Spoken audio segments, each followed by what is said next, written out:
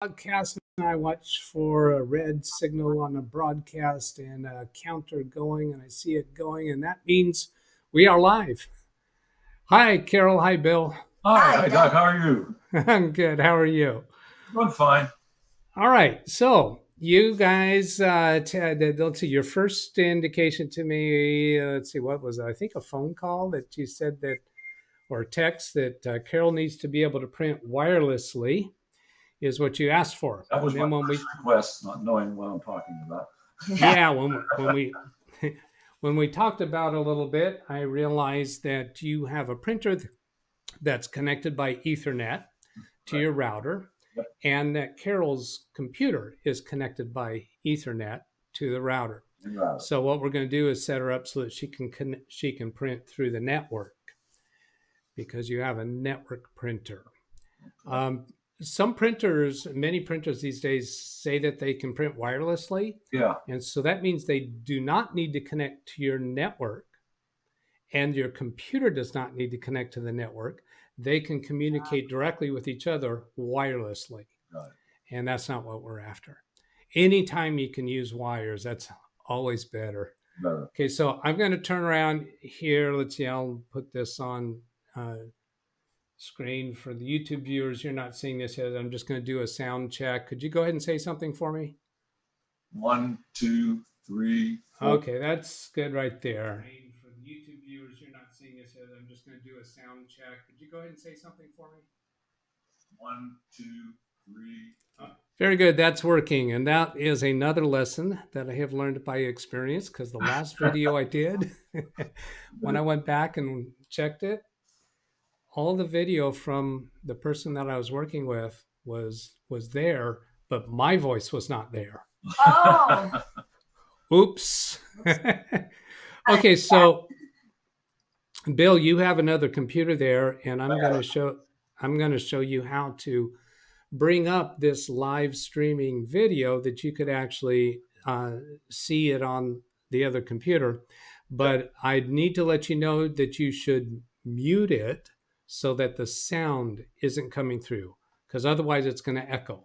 Oh, okay. Carol's computer would hear the sound and it would just be an unpleasant experience. So I'm going to punch over here to my second computer, and the YouTube viewers can now see your screen. And it dawns on me now that one thing that I missed asking you about, is it okay for the icons on your screen to be visible to the viewers on YouTube? Yes. As I'm looking at your Vicons here, I don't see anything of personal nature that would be. How about you? And just to point out what I would do in case you said that you don't want those visible, I would right click on the desktop, which I'm doing right here. I'm demonstrating it on your computer. And then I would float over the view menu option and then do this check mark next to show desktop icons. And if I did this without telling you, you would probably panic. Yeah, everything's gone. All your icons are gone. How'd you bring it back just then? Right click. Just go back to the view menu and then click on show desktop icons. How about the Carol Benke letter of resignation? I kind of. You can take that one. Yeah, see, that would be one that you might not have on there now, but we can't tell that it says resignation. You just told us that. Oh, shoot. Yeah. Okay, so we're going to deal with how to bring up YouTube now so that you can do that on your other computer and find where this video is. And it's kind of useful for me to put that onto this video so that people who are watching can find out how to do that. So to do that, I'm going to first take your screen off of the video. I want you to open whatever browser that you normally use for YouTube. And I took your screen off the YouTube video right now because we don't know what's going to come up by default when you first launch your browser. Could you go ahead and do that? You talking to Carol or me? Yes, either of you. Open Google Chrome or Microsoft Edge, whatever you use for YouTube. You just go like into. I don't do YouTube. Oh, you don't? Okay, well, that's fine. Just go ahead and go into Google Chrome then. So you're double clicking an icon on the desktop for Google Chrome. And I took your computer off screen because I don't know what your home page will be. For some people, it goes straight to your email. And I see here that Let's- there's nothing private about that screen. So I'm going to bring your computer back on screen. Okay, so now if you just type youtube.com, is the youtube.com. YOU, YOU. No, Yeah. back up. backspace over that. Gosh. Spacetube.com. Nope, it's one word. Period, COM. There you go, and press enter.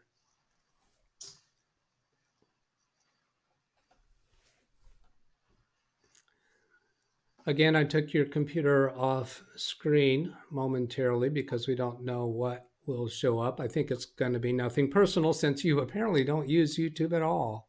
No. Okay. So then I'm going to bring your computer on screen again.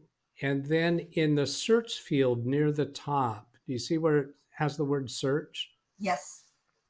Click in the search field and then type with no spaces, live Windows training.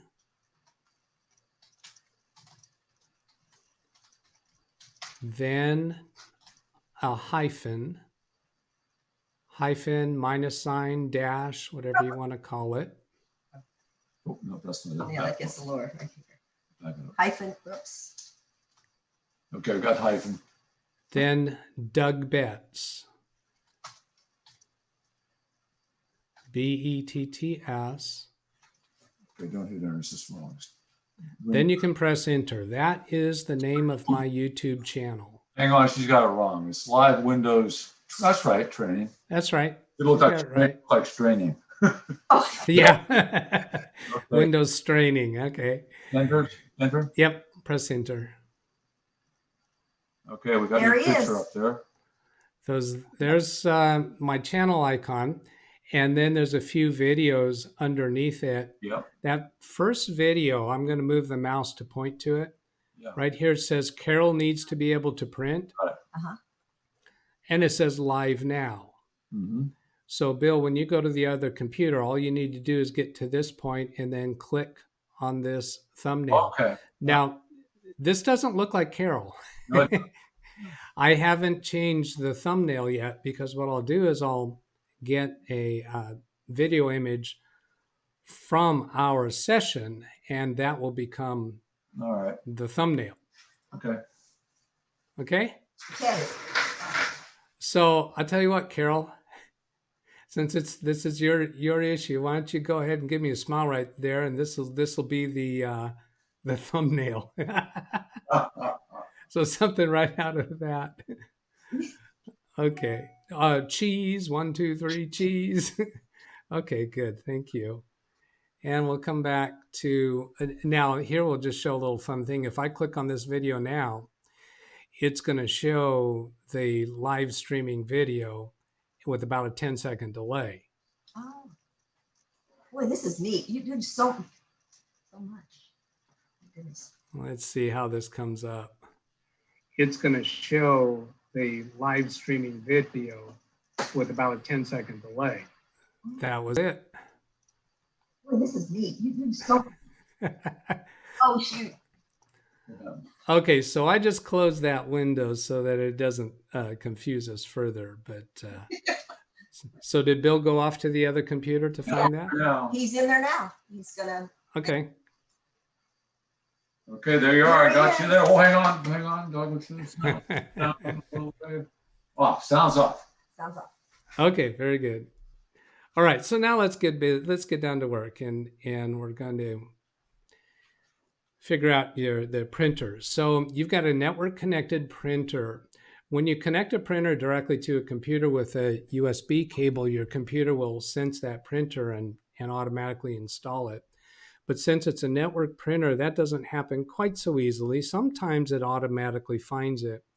Good. In order to get to it, I'm going, you know what, actually, every time I come to do this on a video, I decide, do I want to do this the way I do it as a technician or the way that I should be teaching? So I'm going to go for the way that I probably should be teaching. So I'm going to click on the Windows button in the bottom left corner of the screen, the Start button, and then go to Settings. That's this gear icon. Now I've got the mouse now. We can't you're both right, be you're right. moving it. Right. Yeah. Okay, so there is the settings window.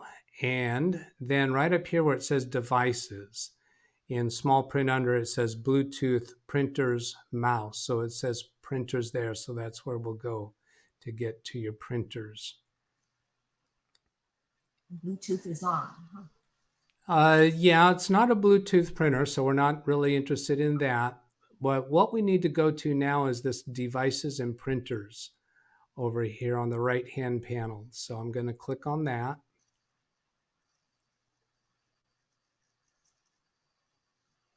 Mm-hmm. And that gets us to here. Now, I'm going to go ahead and close this window and then demonstrate how I would do it as a technician. Some people might prefer this method. It's kind of quicker and more direct. So I'm going to close this window and close this window. So the way I'm going to do this is hold down the Windows key on the keyboard. The Windows key on the keyboard is to the left of the space bar. It's probably the second or third key to the left of the space bar. And it might have the little symbol of a window or the letters WIN. So I'm holding down the Windows key and pressing the letter R, which is for run. And then I'm going to type Control Printers.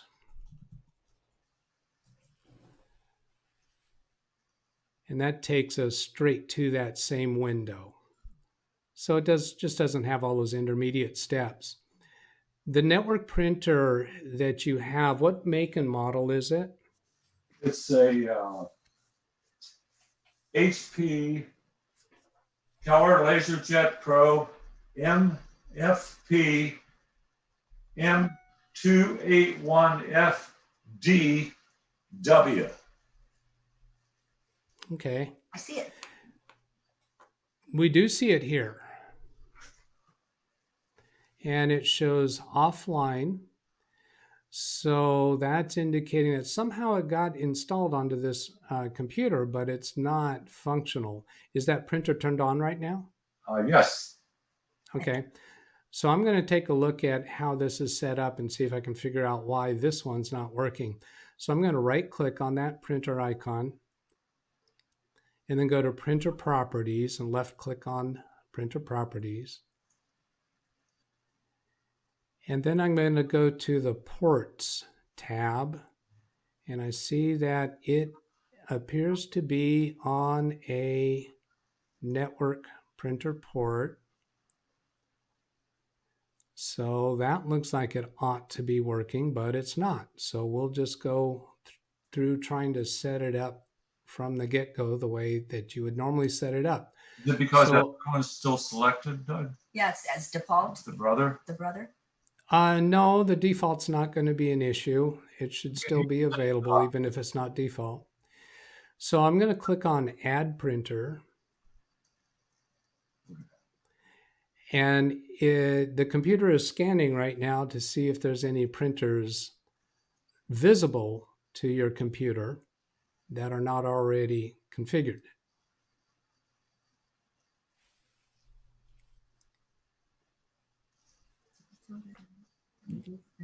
Review my printer. So we're, It's not good. oh, that. Hopefully they said something when I wrote it. But It works good.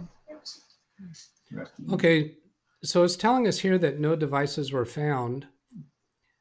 And I'm going to click on this option that says the printer that I want isn't listed. I don't think that's going to solve the problem for us, but I'm going to go ahead through this step. No. So we're going to take another option through this. I'm going to minimize the control printers window, and we're going to go look for a printer driver for that specific printer. And that printer driver should better be able to find the printer through the network. So I'm going to open your Google Chrome. We already know that that'll open without exposing anything personal.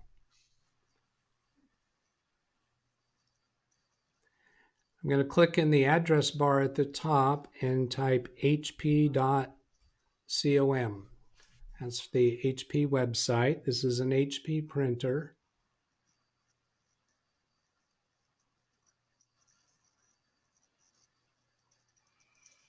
I'm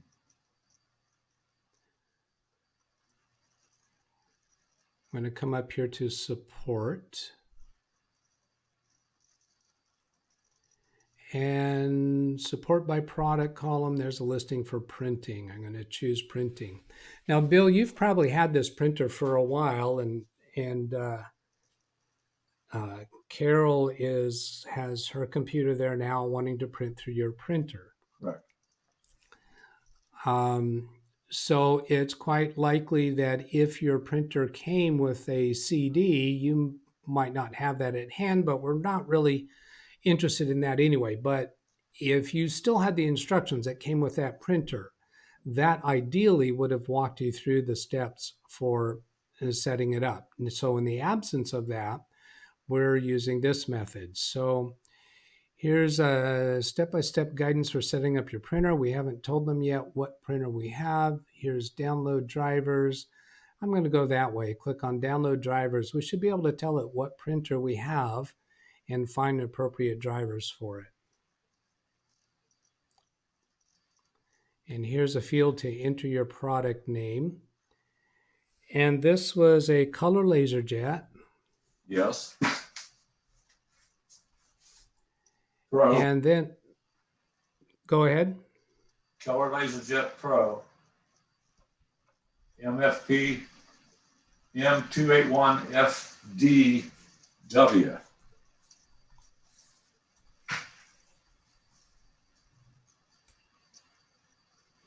And there, when I type in enough of the information, it's shown us one match. And that says 277DW. So take a look at how, oh, let's see, I see a mistake I made there. I put a space at the wrong place. Let's see if this comes up better. MFP M281FDW. That's an exact match right there. That's it. So I'll click on that and then click submit.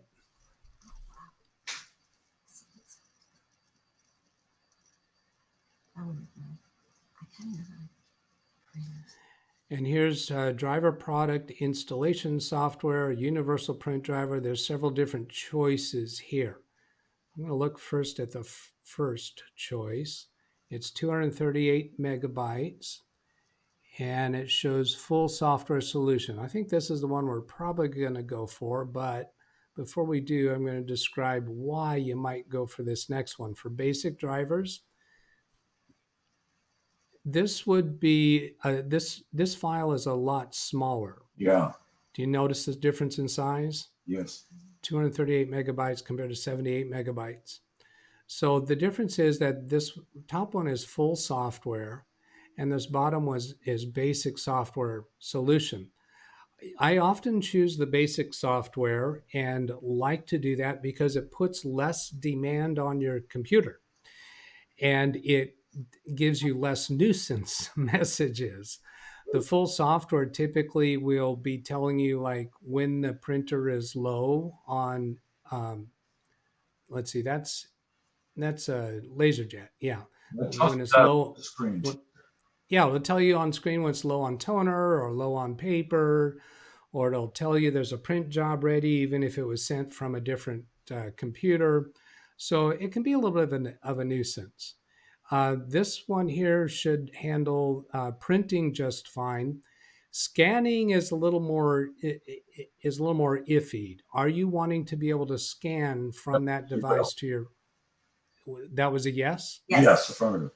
Okay, then I'd be inclined to go for the full software because that's going to typically give us better options for related to scanning. And there's a few details I could go into that, and I'm going to skip going into that right now because it varies from one device to another. And there's a few different variations. So we'll go ahead for the largest one. Now it says click on file. We're expecting it to see it start downloading. There it is. There's a little bit of a delay before it started downloading. And it's telling us that there's 6 minutes left. It's bouncing back and forth from 6 to 7 minutes. And computers are notoriously inaccurate with these numbers. Now it's showing 3 minutes. Yeah, I see it whopping. So that was the fastest 4 minutes I've ever experienced. Wow, me too. Wow. Retirement's like Flies are retirement. having fun. Yeah, retirement. You know, time is going faster as I get older. I see that all the time. Oh boy, just wait till you get to our age. Yeah, he's gonna have to get ready and go to the dentist. So is that okay? Oh yeah, that's fine. That means he's gonna be here. I'll talk to you later, Doug. Thank you so much. Okay, thank you, Bill. Goodbye. Oh, he's over there. Is he? Let's see.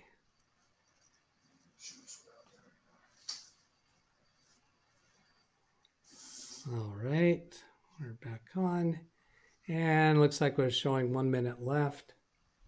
Yep, 1 minute left.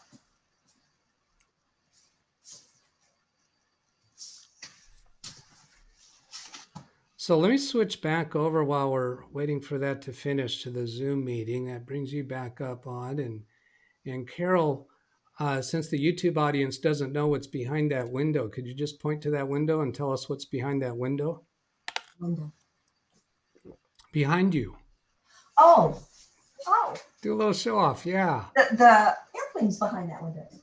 The airplane's back there. You actually live in a kind of an apartment inside a hangar, is that right? Hangar, yes. It's Awesome. It is. The hangar's all air conditioned, insulated, very comfortable. Very. Awesome.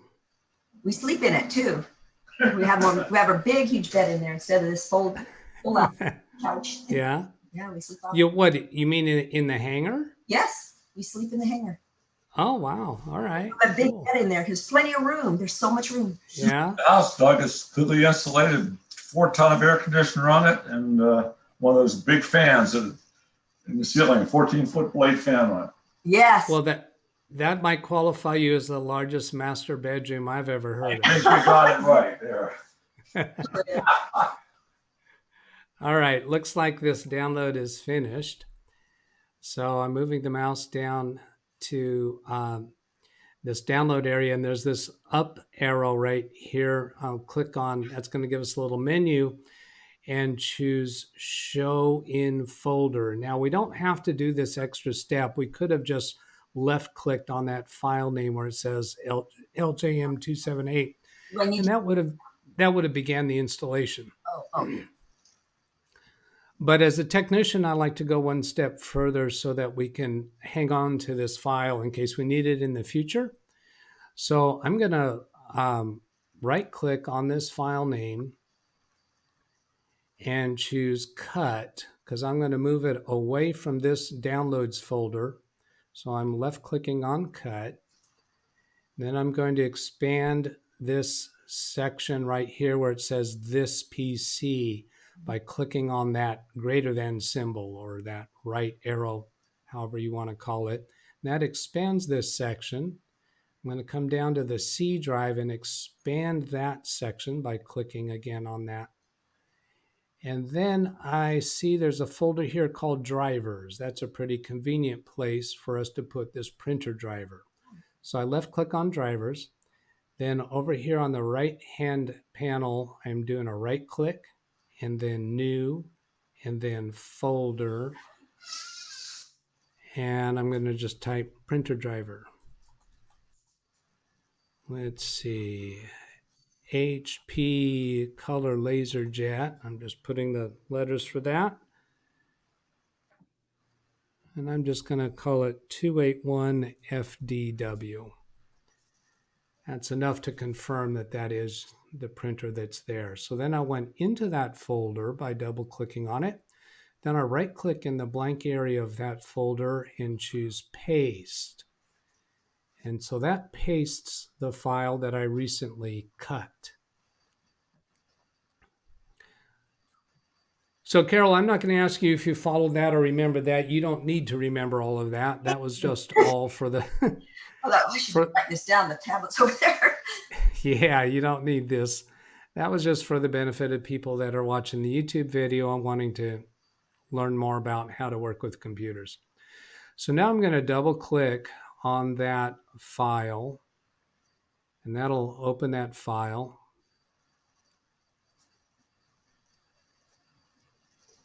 And it should walk us through finding and installing the driver for that printer.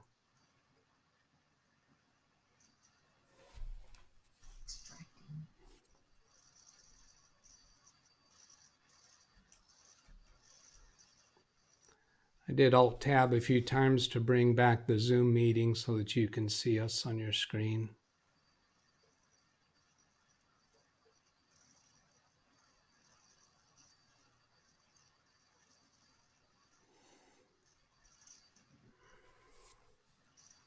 We got 30% extracting.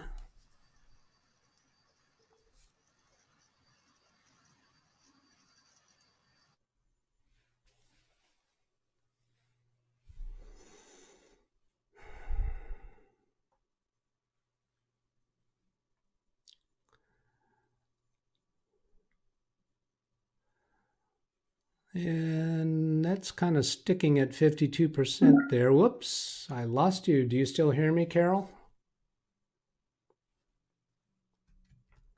I think I lost you, Carol. We'll get whoops, I see you still on the Zoom meeting, but I lost connection to your computer. Oh, So now I'm getting reconnected to the computer. Yeah, it looks like the connection dropped briefly. I'm back to your computer now. Did you hear me through all of that? yeah. Unless you said something, it was quiet for a few seconds. Was it quiet? Okay, yeah, I think I probably lost the Zoom connection as well briefly. 86%. Yeah. 90, 91, I think. Oh, almost done.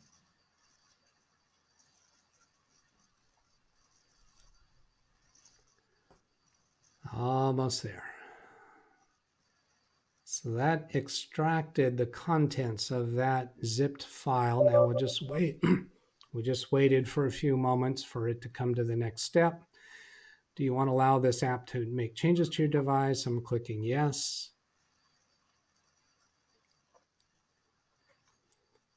And then again, we're waiting for it to do a next step. I haven't clicked on anything since clicking yes. Now there's a continue button, and it's telling us begin by installing the necessary printer software and connect the printer. So this continue button is going to take us through doing that.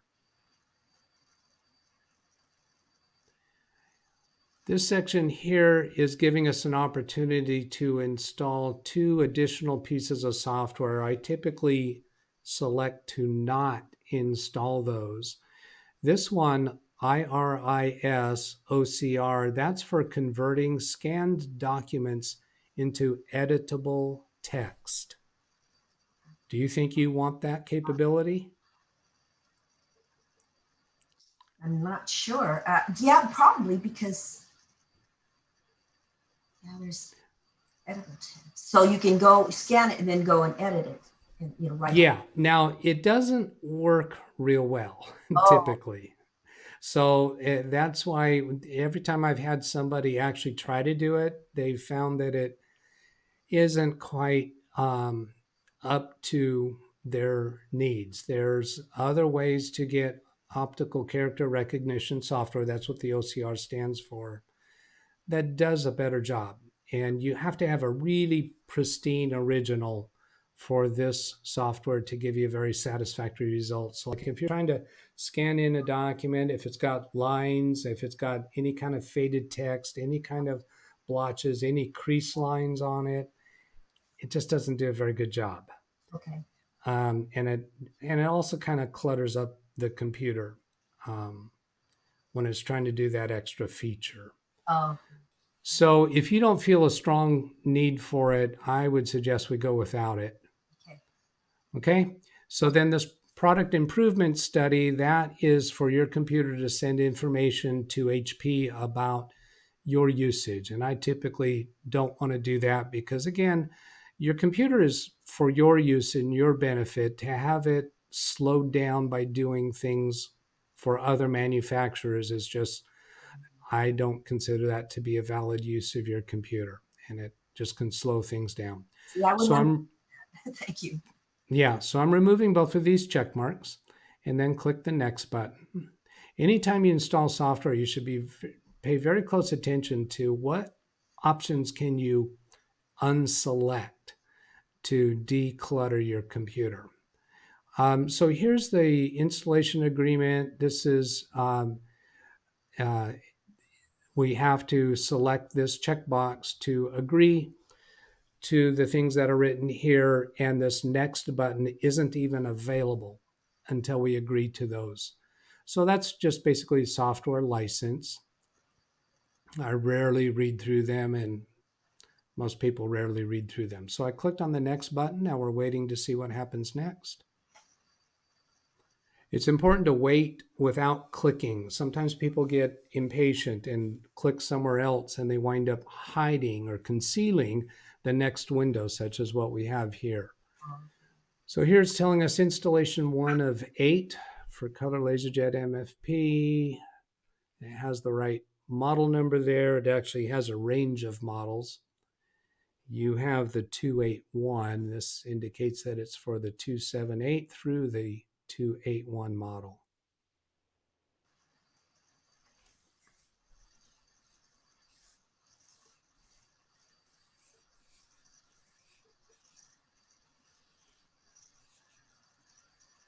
So since we chose the larger software, this is a place where we're going to see that it takes longer than it would have taken if we just did the printer driver.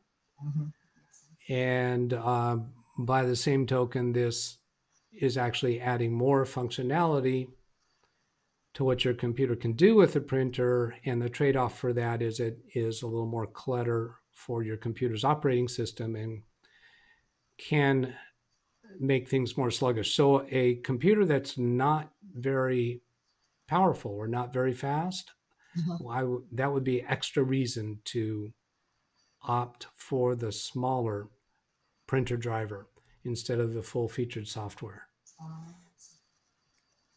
So is it possible to take it back off if we decide? Yes.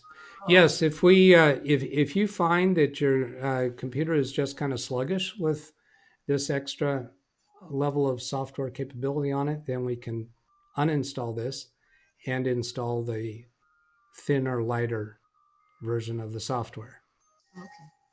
Okay. So what are you thinking of Florida? Love it. I just Yeah? love it. Yeah, I talked to friends and stuff. They said, "Oh, I'm so glad that you like it." And I said, "No, I love it. I don't like it. I love it.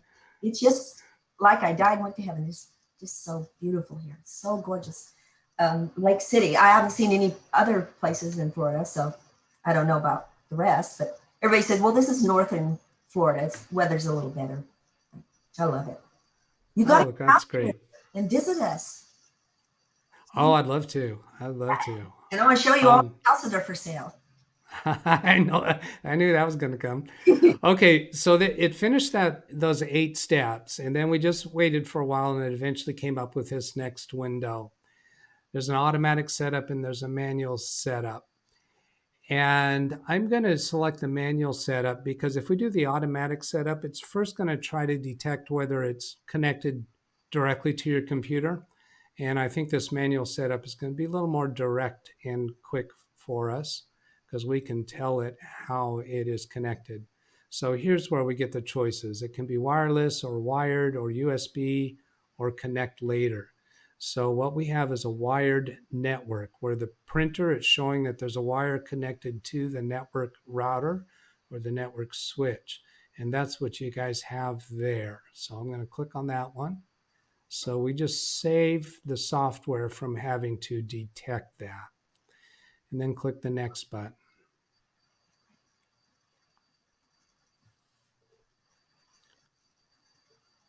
Tells us now that it's checking the network environment. Possibly it could find that it needs to make some configuration adjustments to your computer in relation to the network. So now it's saying to connect your device to your router using an Ethernet cable. You've already done that. So I'm a little concerned that it hasn't sensed the printer through the network. I would have expected it to do that. I'm going to go ahead and click the next button, see what we get. Again, checking the network environment. This checking network environment looks to me like it's trying to detect or trying to see the printer out there, and it has not found it.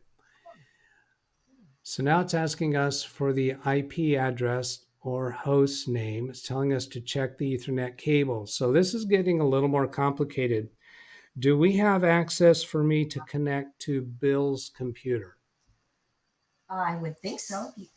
I do have his computer configured that I can connect remote to it. So I think we're going to do that, and we'll be able to see from there how his computer is connected to the printer, because he is able to print to that printer, correct? Correct. Okay. So to do that, I'm going to take my second computer off of video while I connect to Bill's computer. You need me to go over there? No, I don't.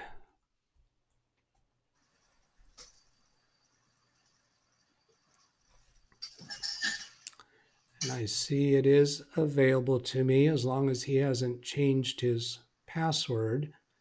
Since the password I have, I should be able to connect to it. I don't think so.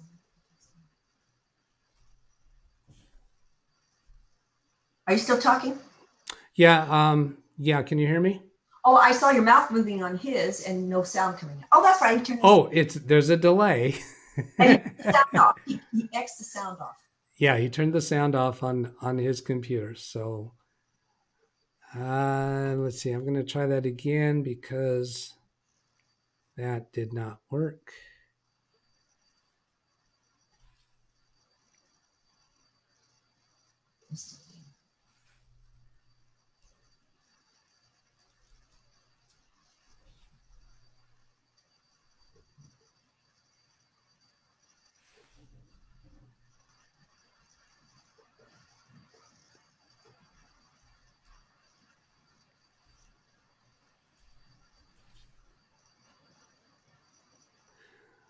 Okay, I'm going to check another place because it appears that that password I'm using is not current.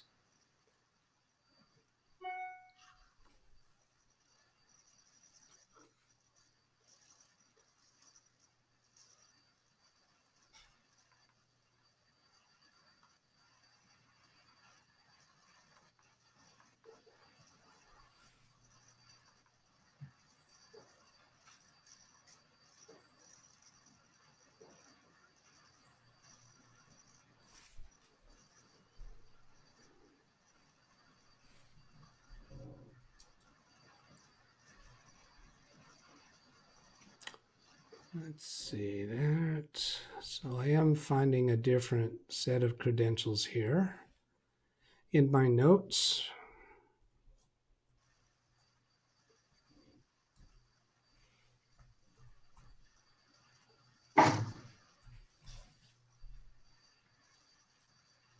No, that's not working either.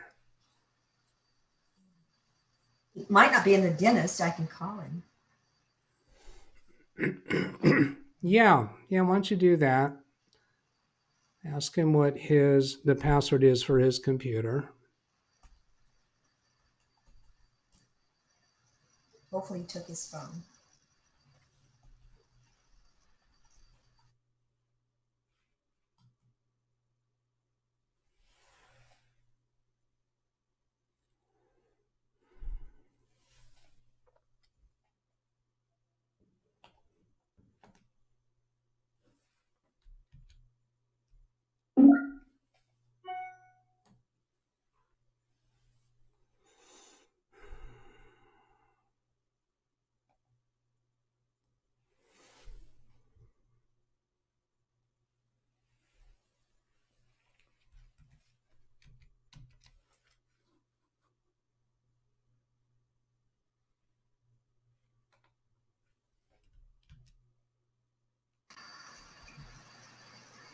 Were you texting him? No, I called him. And his phone's here. Oh, well, let's see. What else can I do? Can you take a look at his computer screen and see if there's an icon on his desktop called Doug Betts Remote? Okay. Uh, on his computer, your picture, your full screen. I can see. Okay, can you minimize that? Is there a minimize button in the upper right corner? If I push, how can I get to the minimize button? Escape or Yeah, or if you just move the mouse to the upper right corner of the screen, that might be enough to get it. no? Got macaroni and cheese. Okay, how about hold down the Windows key on his keyboard and press the letter D as in David. Okay, it's gone. It's now his background. It got rid of the. Okay, so that would have minimized everything. And so then is there an icon on his desktop called Doug Betts Remote? Well, he's got a lot of icons. It's a round blue circle with a plus sign. Oh,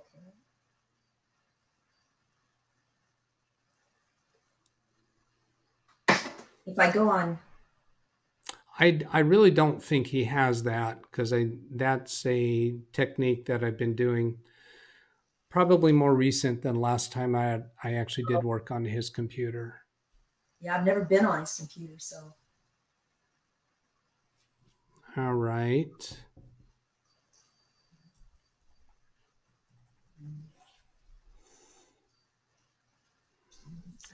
Can you open Google Chrome on his computer? yeah, I see the. Okay, go ahead and do that. It brought you back.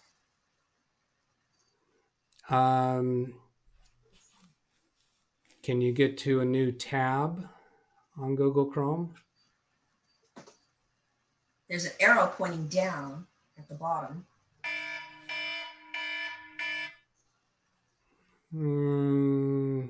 I don't know what that arrow is from that description. Just a little Uh, arrow, like a V, very bottom of the screen. There's a red line, and it's right below it. There's HD settings, and then there's a little. It looks like a letter, and it's a white circle, and it looks like a little white letter with writing, that you can't read. Full screen. Oh, your microphone's kind of muffled. I'm not catching every word.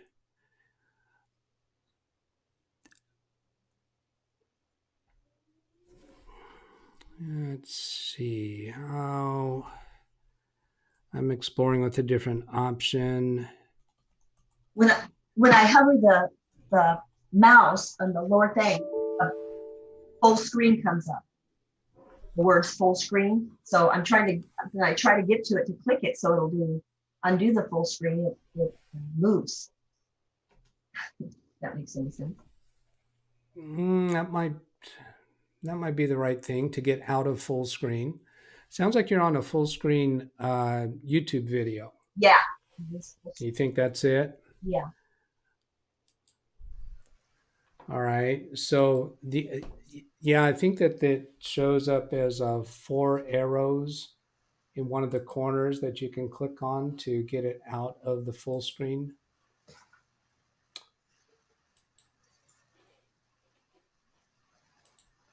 Let's see. Okay, so I'm doing it on another computer here. Yeah, in the bottom, if you move the mouse to the bottom right corner, do you see a little symbol that looks like a street intersection?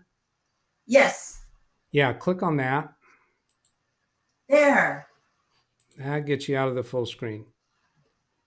Okay, so then can you open a new browser tab? It's usually a plus sign at the top of the browser next to the YouTube tab. Yep, I'll click on that. Okay. Search. And you should have a blinking cursor in the address bar. Yes.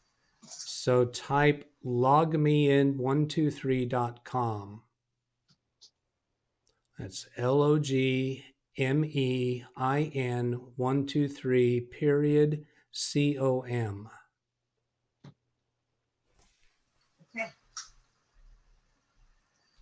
Enter. Yeah, press enter once you've typed all of that. Then you should get to a screen that asks for a 6-digit code. It brought up Easy News Now. No, that sounds like you got search results rather than an actual website. Did you type in logmein123.com and press enter, the whole thing? Yes, logmein123.com. It looks like there's space between in and the N on and the 123. Looks like there's a space. Yeah, try typing it again with no spaces. It looks like, yeah, I'm just not sure.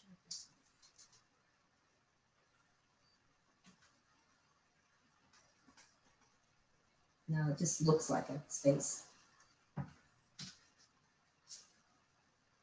Okay, let's try typing a different address. It's support.me. So support.me.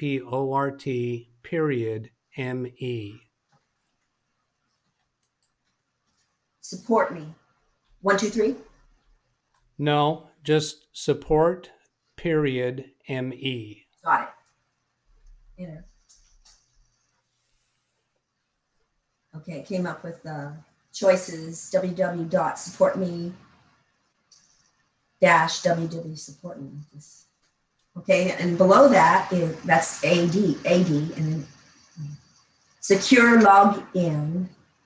Do you see any of those that indicates 6-digit code? No. It's not working over here for some reason. Support, SUPPORT .me. It's just dot, support.me. Yeah, now when I say dot, that means the period key. Yes.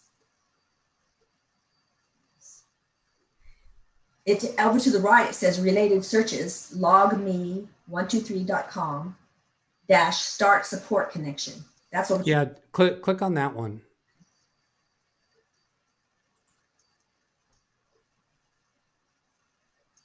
Connect remote desktop -- search connect remote desktop. That's to the left, and to the right, it's something else. Okay.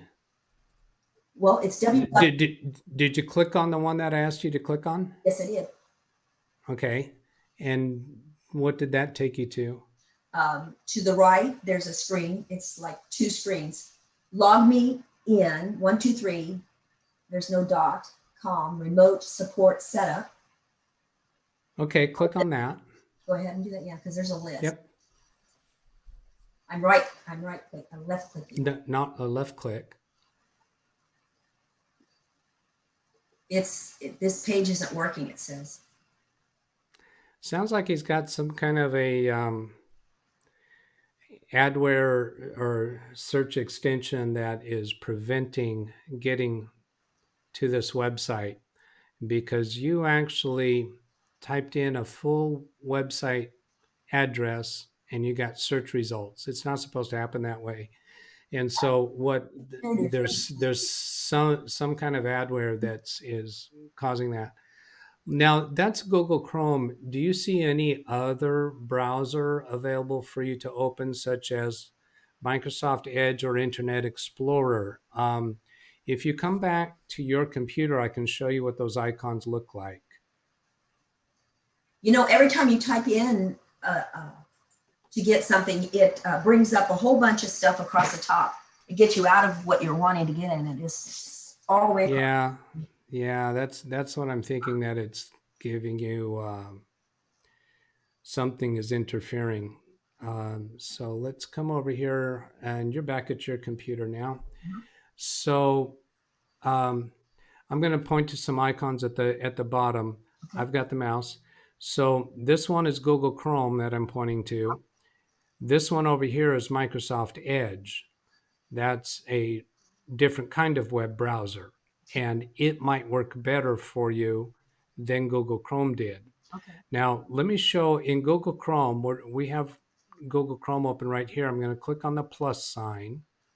That's what I had asked you to click on. And then there's a blinking cursor in the address bar right here. Do you see that? Yes, I do. Okay. So then I asked you to type log me in 123.com. And it sounded to me that's exactly what you did. Do you agree? I agree. Okay. So now I press the enter key. And this is what should happen. You should get to this screen, but it sounds like on Bill's computer that did not happen. No. Okay. So what I'm going to ask you to do is go back in a minute, go back to his computer and see if you find this icon. Okay, Do you see what I'm pointing to? I do. And now let me show you first. Let me show you the rest of it first. So I'm going to click on that and that'll open the Microsoft Edge browser. And here's what it looks like. And it takes a little while for it to fill in. And then again, there's a blinking cursor in the address bar. Mhm. Okay. So I'm going to type log me in 123.com.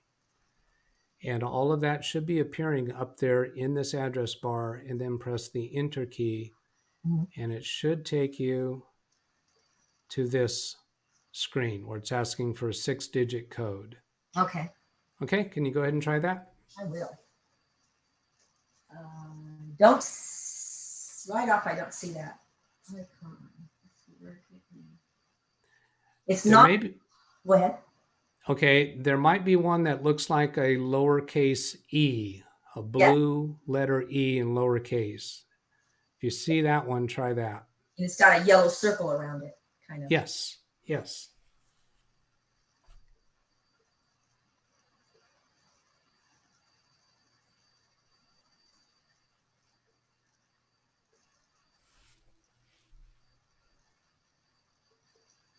Okay, it didn't. If in Google, it's blinking in Google, the middle of the screen instead of the upper. Are you there still? Okay, yes. Can you click on the address bar at the top? Yes, where it says HTTPS.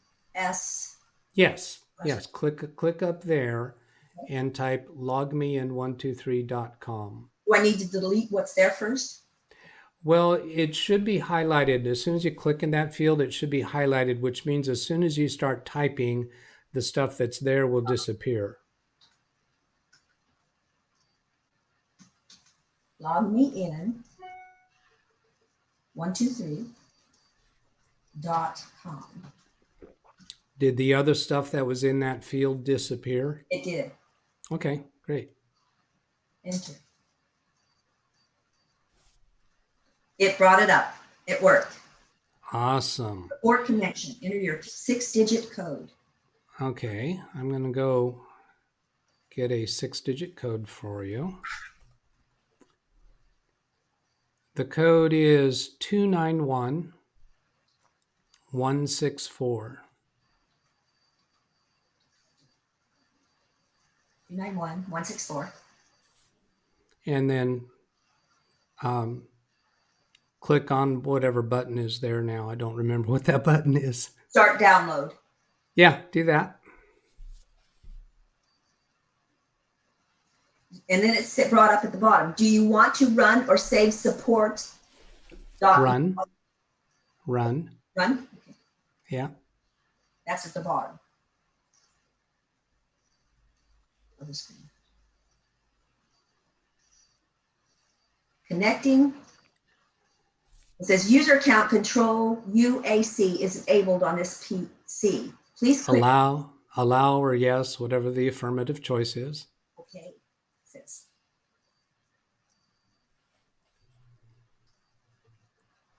Since you couldn't see it, I wanted to say what it said so I wouldn't mess it up. Yeah, that's fine. Wrong thing. There's going to be a couple other messages for you to click yes or allow. I do not need you to read them because I know them pretty well and expecting them to appear. So now we're just waiting for the two computers to communicate with each other, unless you have another prompt on your screen. No, it says connecting. Okay, good. Computer Age Consulting connecting. Good. At the lower bar, the bar at the bottom, it has a shield, a yellow and blue shield pulsating. Oh, click on that. Click on that pulsating shield, because that is asking you a question and it's hidden right now. Oh, I clicked on it, everything went black. Oh, there. Do you want to allow the following program to make changes to your computer? Yes. Yes.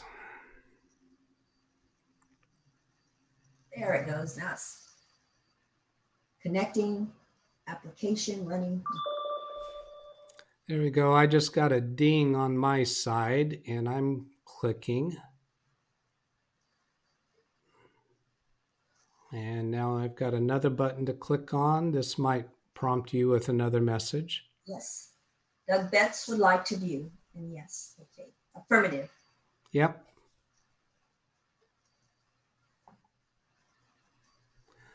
Okay, so I can see Bill's computer now, and I see there's nothing private on the screen, so I'm going to put it on the video.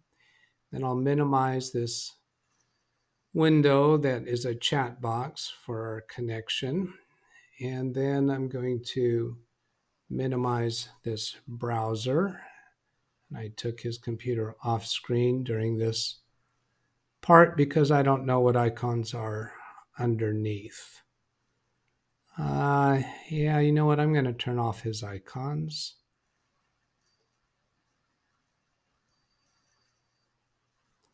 And now bring his computer back on screen. Okay, so now we want to see how the printer is configured on his computer. So I'm going to hold down the Windows key and press the letter R and type Control Printers. And press Enter.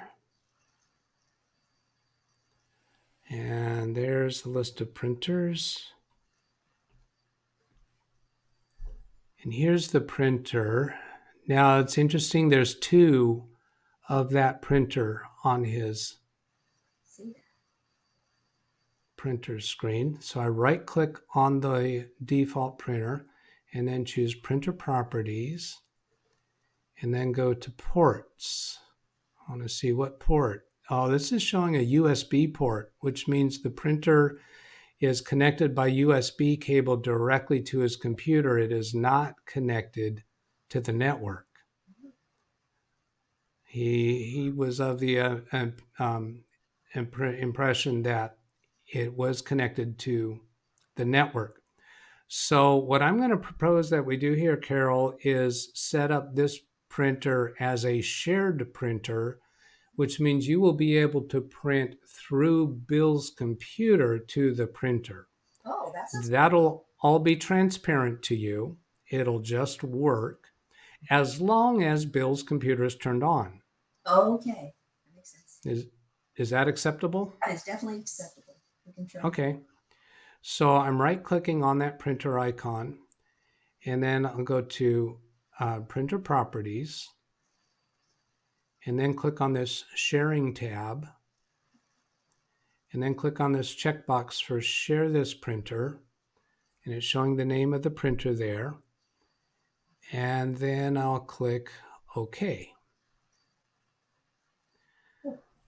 And then I'm going to close this window, and I need now to find out what the name of Bill's computer is. So to do that, I'm going to open Windows Explorer by holding down the Windows key on the keyboard and press the letter E, and that brings up Windows Explorer, and I see nothing private there, so I'm going to bring that back on screen. Then I'm going to right click on Computer and then left click on Properties. And again, I took his computer off screen until I see if there's anything private on here. And no, there's not. So I'm going to bring that back. So right here, I see that the name of his computer is a pilot-HP. So I'm writing that down on a piece of paper.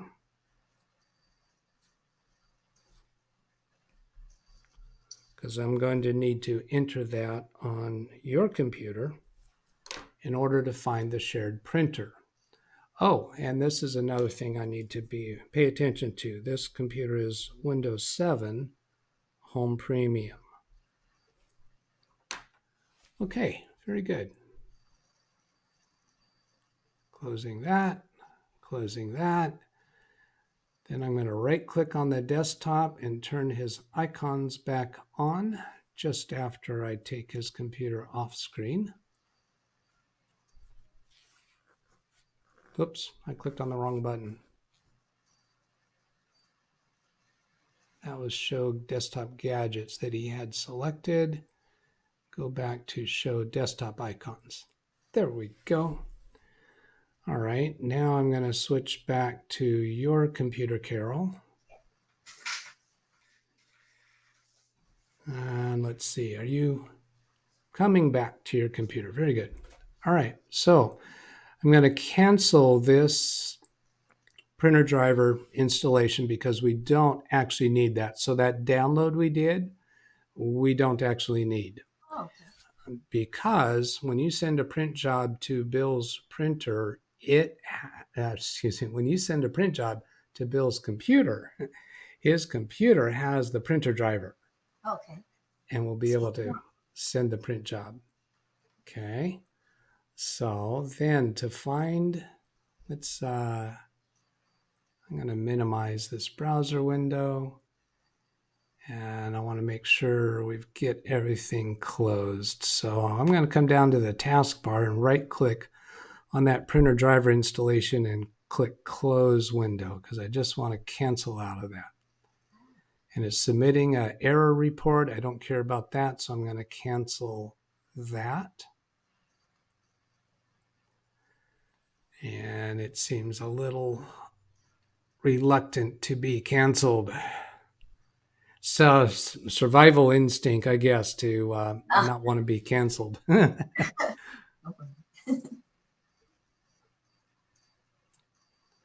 wait for it. Actually, while that's trying to cancel, I can go on to the next step. I'm going to hold down, oh, there it goes. Unfortunately, no solution to this problem can be found at this time. We know that. Click OK. Because we were only kidding. We don't want to use the printer driver anyway. It still doesn't have any way for me to cancel this or close it. I'm going to come down again to the taskbar and try right-clicking on that icon and close window. And there it's checking. I'm going to try to cancel that. It just doesn't want to go away. All right. So, yeah, that help isn't going to do any good for us. So what we're going to do is we're going to end the task. To do that, I'm going to right-click on the taskbar at the bottom and then choose Task Manager from that drop-down menu.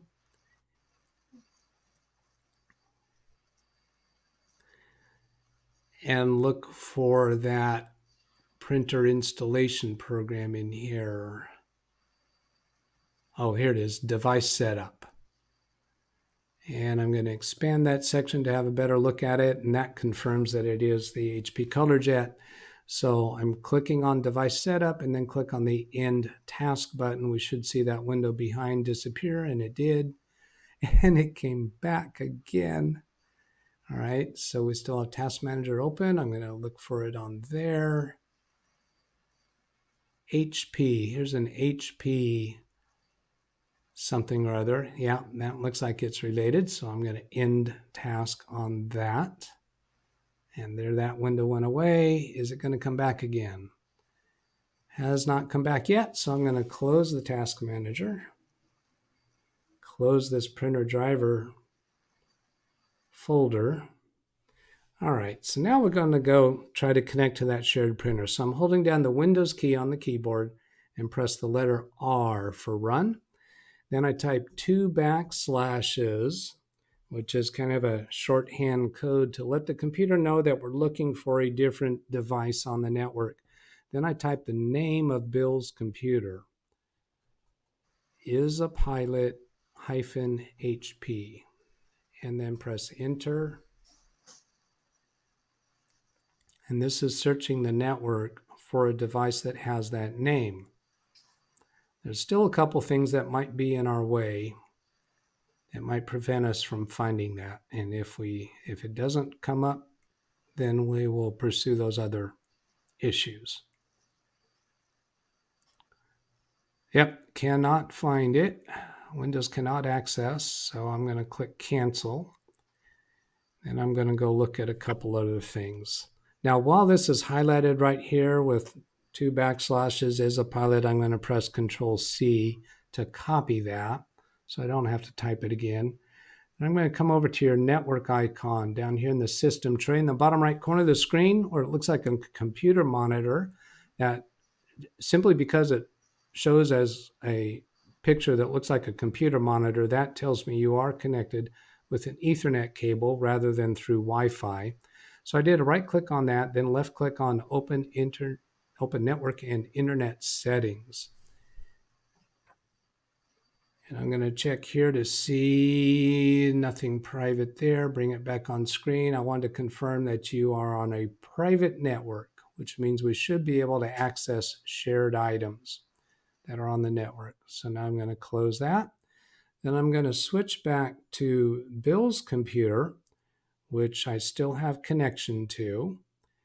I'm going to turn off his icons again.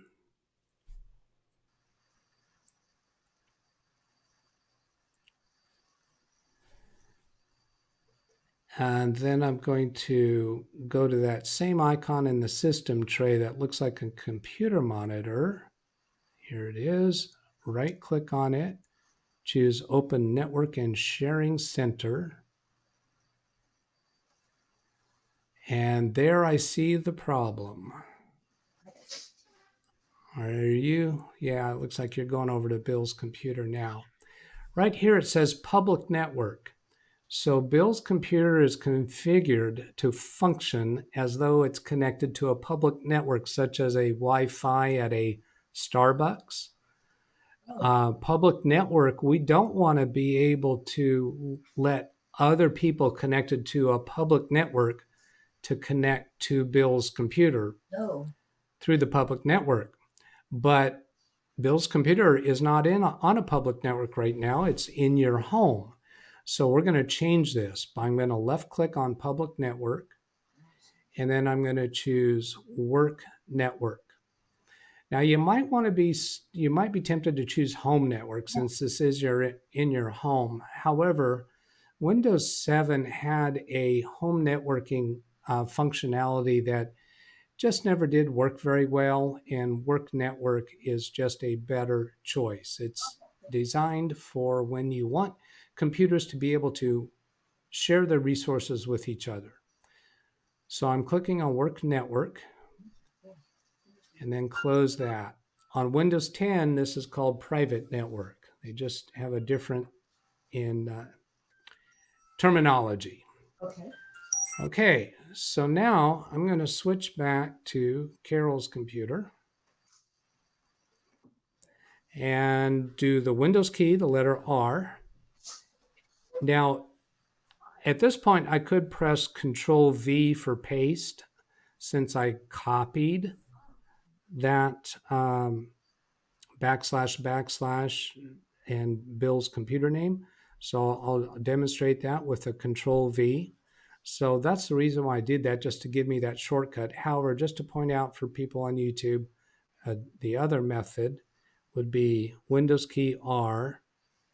And then as soon as I start typing the 2 backslashes, Windows remembers other things that have been typed with 2 backslashes and gives me those choices from a list. So I can just down arrow twice to choose that one and press Enter. So that's just showing alternative ways to do things. And it's still not finding it.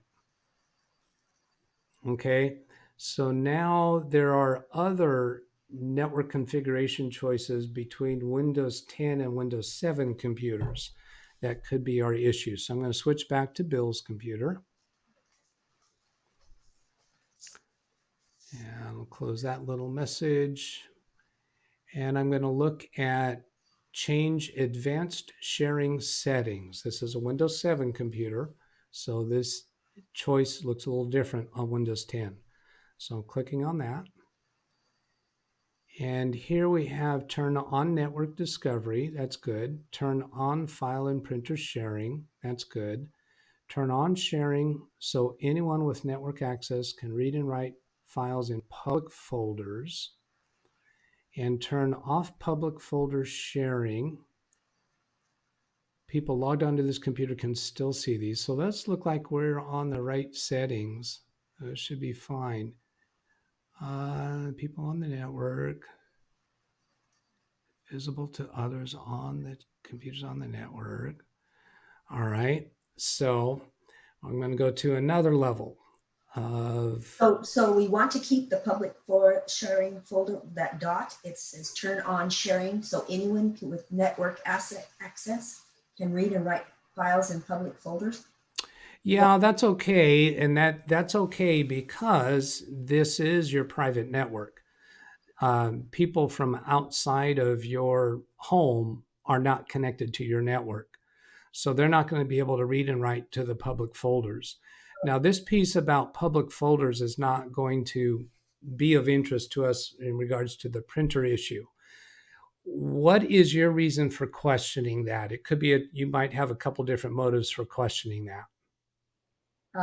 Well, just sounds to me like anyone can access and read and write files in the public folder. Yeah, if they have network access to your network, this doesn't say internet access.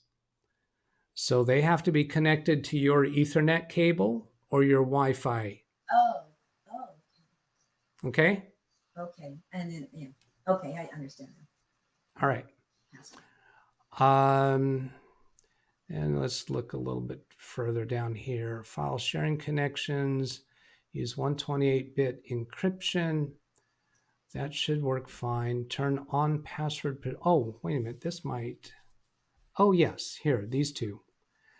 Password protected sharing is on. Only people who have a user account and password on this computer can access shared files, printers attached to this computer. So we're going to turn off password protected sharing.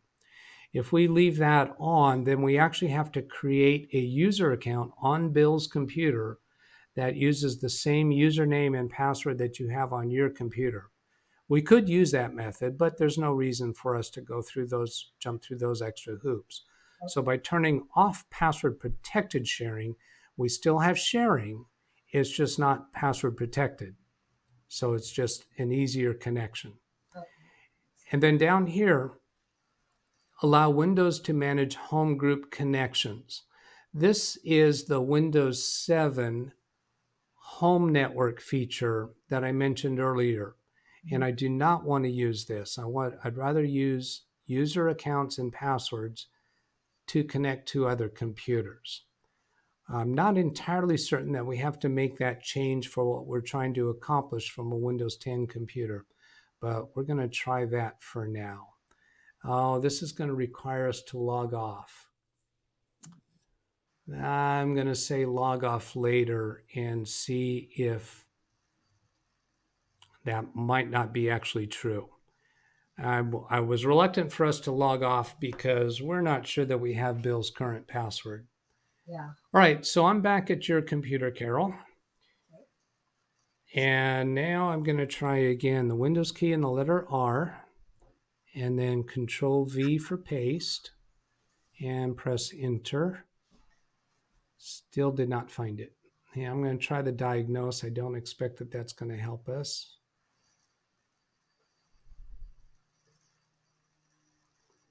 And there's one more thing I can do from Carol's computer to deal with this.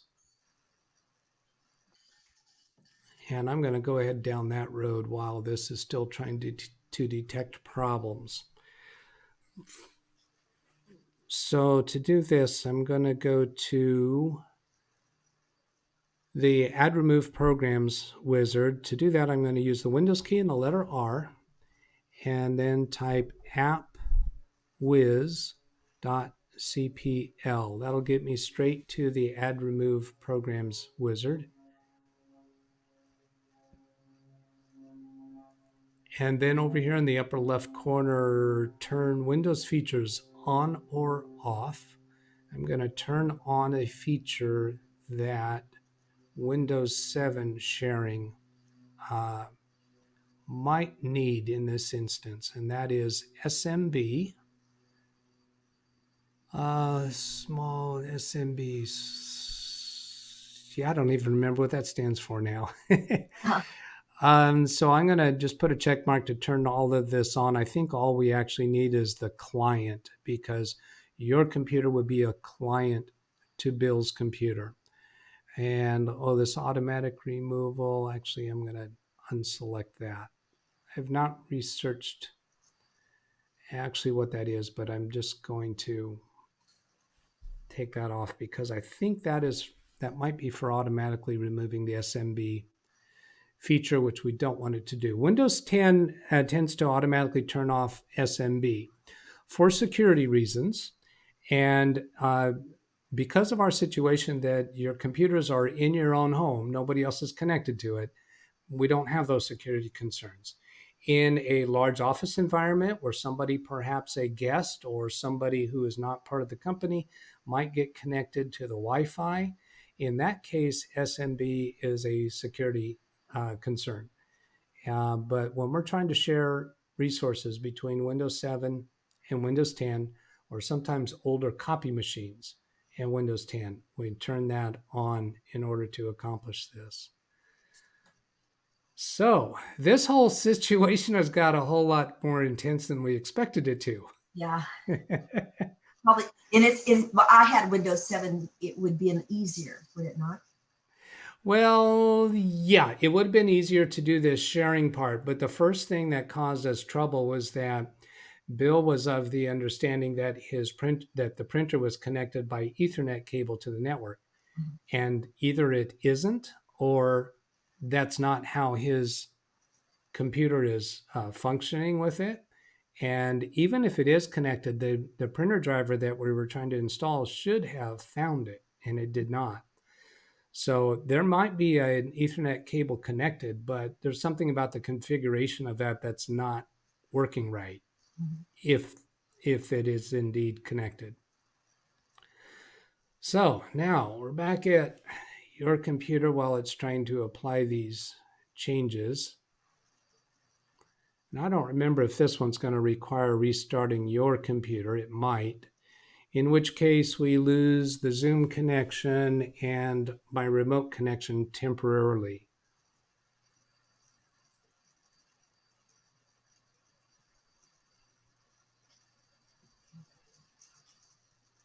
Now, I think you said you tried calling Bill to get his password and you didn't get through, I guess? Yeah, he left his phone here.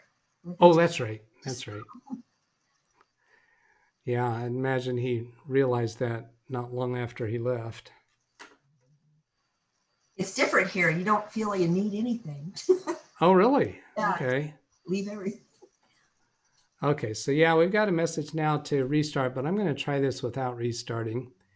And if it does, and if this doesn't solve the problem right off the bat, then we'll try restarting. And so this troubleshooter did not find a problem, which is no surprise. It rarely does. Oh. So then I'm going to try again with the Control V for paste. That worked, and press Enter. And no, it did not find it. So we're going to restart your computer, which means we're going to lose the Zoom connection, but my remote connection to your computer will automatically resume. And at that point, I can reestablish the Zoom connection. So once the computer restarts, you can, I think, just sit and watch. Okay. Let's see, I'm coming over here and choose reboot. And normal reboot and reconnect. Are you sure? Yes. Or okay. So here we go. Goodbye in 3, 2, 1.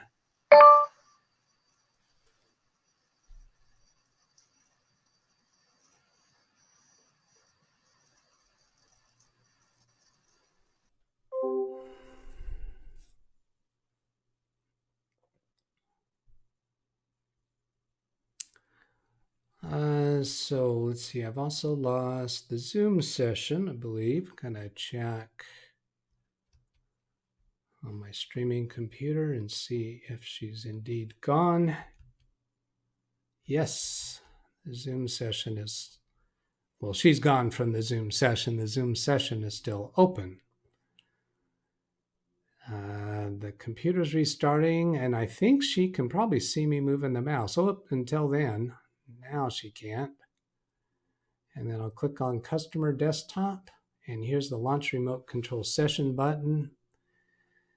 Now, if I do that too soon, yeah, it hasn't finished restarting. So there, the timer here just changed to 1 second. And the timer is increasing, and I'm waiting to see this Launch Remote Control Session button come available. Now, she might be watching me right now through Bill's computer because she could still see the YouTube video.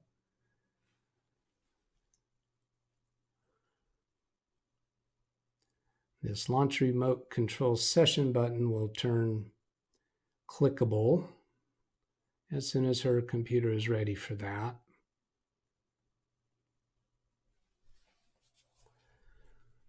What else could we do? Well, actually, I can still see Bill's computer now too. Oh, she's not seeing the YouTube video because I minimized it.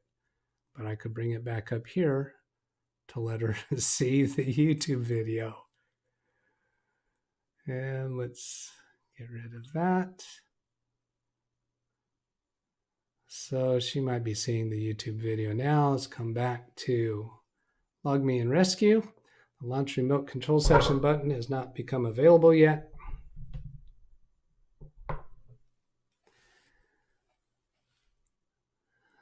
And let's see, what else could I do of interest there? Rebooting there. Oh, I know what I could do is I could actually turn the speakers back on for Carol. How would I do that? Oh, it's on. So maybe she'd already turned the sound on. Okay, Carol, I think I see you moving the mouse on Bill's computer. Could you just move the mouse straight up and down? That gives me a confirmation that you are hearing me right now.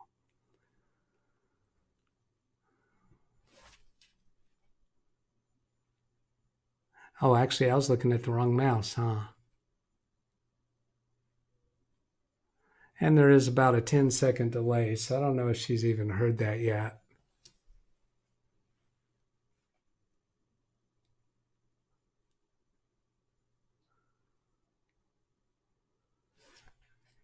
Well, that's kind of crazy. So I'm going to go ahead and switch back to Log Me and Rescue. And there is the Launch Remote Control Session button available. So I'll launch that.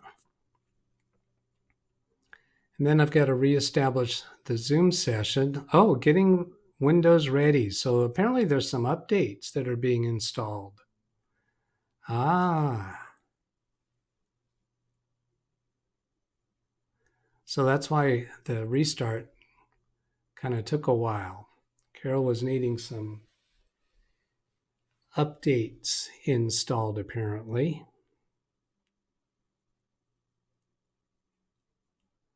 Pop back over to Bill's computer. So that's the video still showing. And I don't know for sure if Carol is hearing it or not. The speaker over here indicates that it's not muted and it's not, the volume's not turned down, but there's possibly an external speaker that might be turned off or turned down. I'm going to switch back to Carol's computer. Oh, there I see Carol's computer is back. And I'll click and we get a PIN. Okay. Oh, she logged in with a PIN, not a password. That's why I was not able to connect to her computer using a password. So Carol, if you can hear me, I need you to type in that PIN, although I might find it. I think I have it written down somewhere. Ah, there she goes. Oops, no, she didn't do that. I think it just went back to the screen. I'm going to try what I remember. I think that worked.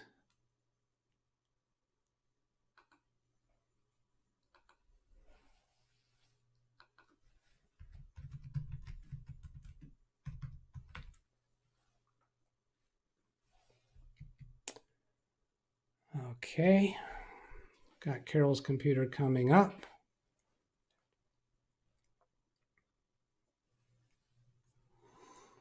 Then restart the Zoom session. And let's see. Other possibilities, we might need to restart Bill's computer. So now I'm hitting the Windows key and then type Zoom.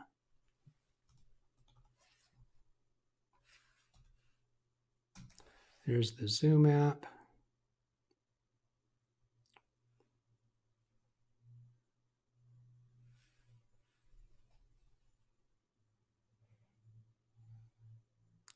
I think her computer's a little sluggish at the moment because it's probably not fully restarted. There's Zoom. Click on Join a Meeting.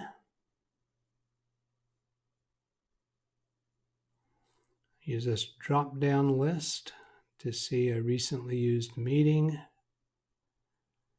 And then join the meeting passcode and join meeting.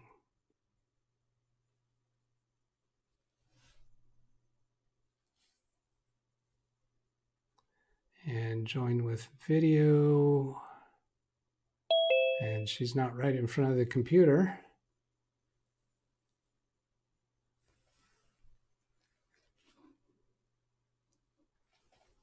Okay, switch back to the Zoom meeting. And let's see, here's join audio. And then there's the video, join with computer audio. Now we should be able to hear each other. I hear you. Well, that took a little while because it looked like your computer had to install some updates. Oh, Has your computer not been restarted for a while, perhaps? no, it hasn't. It hasn't. Yeah. I just moved here, so it's been off for quite a while, a couple weeks. Oh, did you just turn it on today? No, we turned it on a day or two ago. I've Okay. lost track of time. Hey, that sounds like a good thing. Yeah, it is. All right, so let's see how we're doing with Windows key R, and then 2 backslashes, and your computer is not remembering the last thing that we did because we've done a restart. So I'll type the name of Bill's computer. We're still possibly needing to restart Bill's computer, and we're not going to do that until the last possible choice because we're not sure if we have the password. Now, when your computer restarted, Carol, oh, that worked. Here's the printer.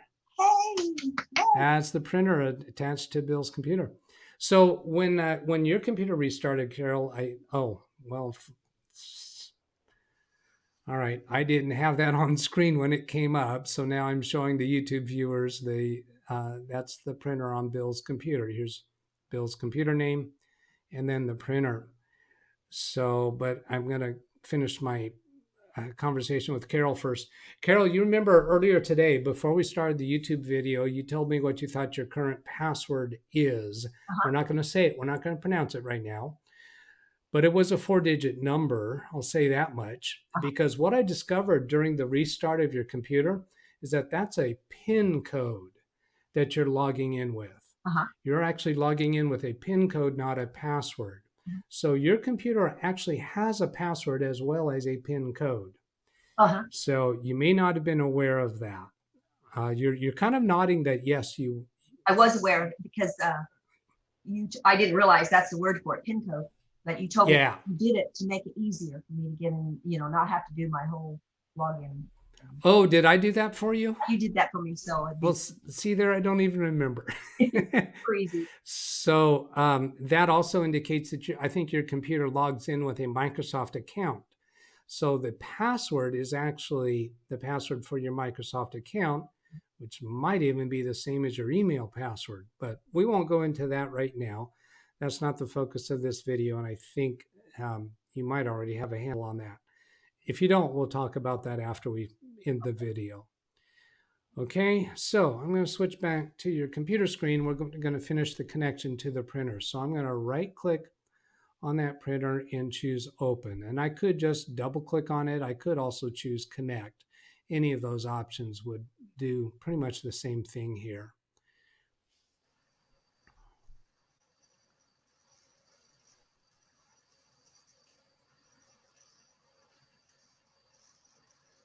I am expecting that to open a separate window.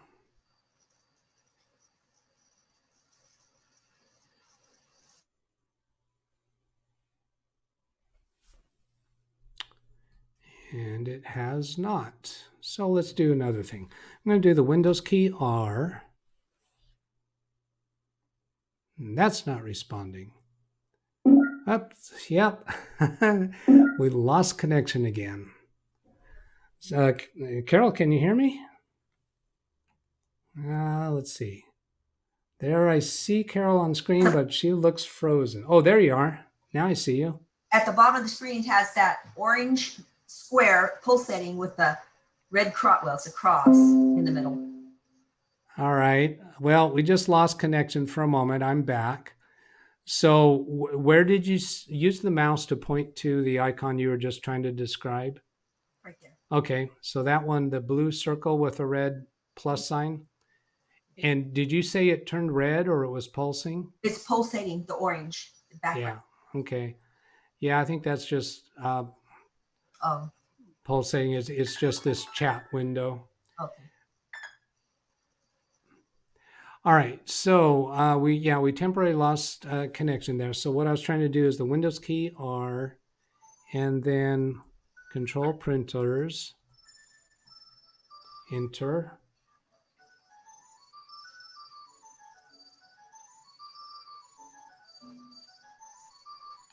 And looking to see if that printer already shows up here. This looks like it right there. 281. All right, I'm going to right click on that and choose Printer Properties and see what port that's using. Click on Ports.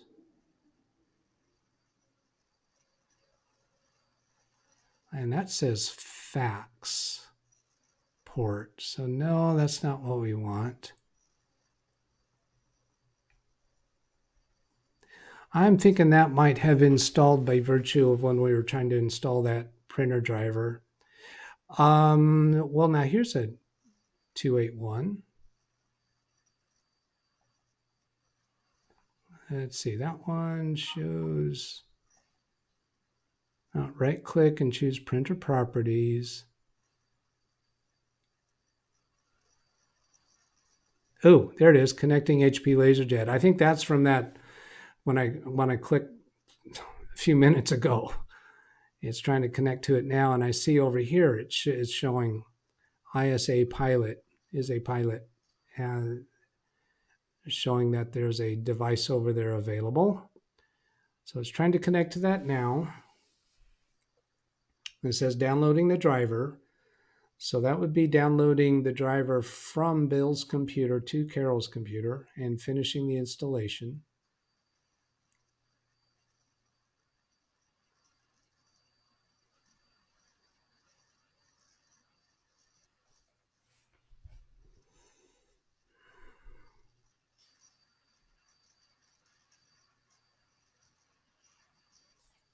There I saw a little redraw of something.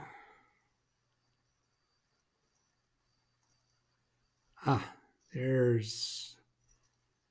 we got a separate window open for that printer. I'm going to close that because that's not quite the one that I wanted to get to.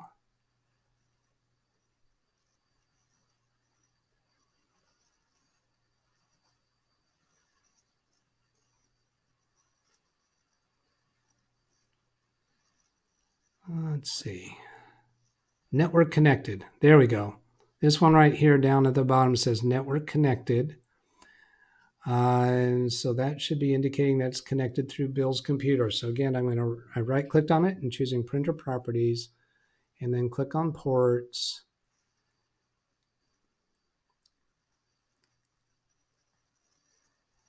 And this is showing a WSD port and try configure port. I'd like for it to show me that that is connected through Bill's computer. I was expecting it would do that. If I double click on it, It's it should open. the same thing What? you're doing here is showing over on his computer. Everything you're doing here is showing on his. Is that? Oh, that's Showing on Bill's, that's the video. that's just the video. Okay. That's just the video. But this is opening up as though it is online. That's curious. I'm not seeing a confirmation that it's from Bill's computer. All right. That's a little odd. Not what I was expecting. So I'm going to go into the see what's printing, which brings up the print queue.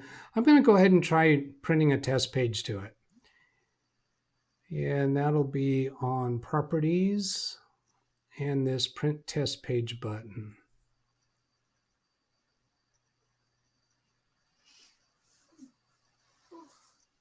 Says spooling, says printing, a test page has been sent. It's printing. It's printing. Okay, that's working. Okay, I just don't have an answer for why this isn't showing the way I expected it to with a confirmation that it's from Bill's computer. Let me go take a look at that control printer screen again. Did I just overlook it? It usually says the name of the printer and then on, and it would show the name of the computer that it's attached to. We got this is a pilot over here. I'm going to probably just discount this to the notion that with the variations between Windows 7 and Windows 10, that there's some kind of variation that's just not showing up that way. But if it works, it works. Yeah, for sure. And I'm not going to stress over it. Now, I want to remove this one for the fax because I seriously doubt that you're going to be trying to send faxes through that device. Is that right? It's a possibility. There is. The only way that works is if you have a phone line connected to that printer. Oh, okay. We don't have. We only have. And yeah, that's very rarely the case. Okay, I understand.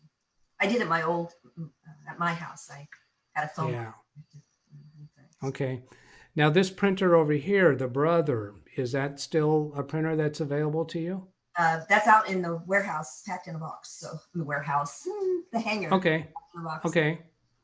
So that green check mark indicates it's the default printer. Would you rather have the LaserJet be the default printer? Yes. Okay, so I'm going to right click on the LaserJet and then choose this option that says set as default printer. So now the check mark moves over to there. Perfect. So then any program that you're trying to print from, it should use that printer by default. Perfect. Do you have anything you want to test printing from? Don't have anything. Should I just mix? Well, I guess we tested it. I don't have anything available right now. Oh, that's okay. I'm not concerned about testing it. Now I see over here a couple icons that full printer driver that we tried to install put on these icons. They're not needed. So I'm gonna right click on those and delete those icons. I was going to ask you about those next time. Yeah. It makes no sense for those to be on your desktop since we're not connected to the printer that way. And this is for scanning. This is going to be an issue. You're not going to be able to scan from that device to your computer because it is not connected to the network. It's connected by a USB cable to Bill's computer. So this piece just is not going to work. We're going to have to change things around differently. I do need to scan to send some documents, important documents. Okay. You can scan to Bill's computer. Uh-huh. And then a variety of methods, we could get them from Bill's computer to your computer. Do you already know how to scan from using Bill's computer? No. Okay. I haven't used it for anything.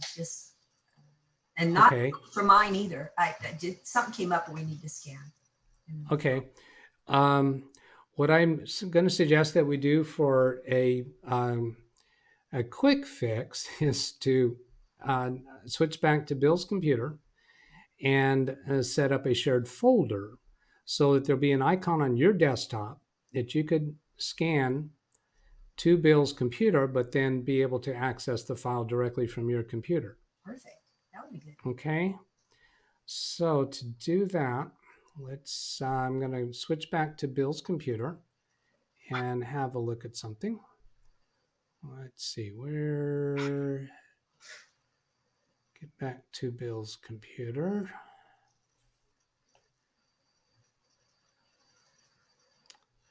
And over here, minimize the video, minimize that. And the desktop icons are turned off at the moment. I'm going to turn them back on. I don't have his computer on the video right now. And I want to see if we have a scans folder. No. I'm going to take a look in his documents folder and see if there is a scans folder.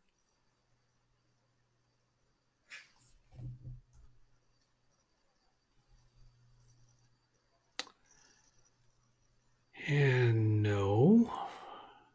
That's weird.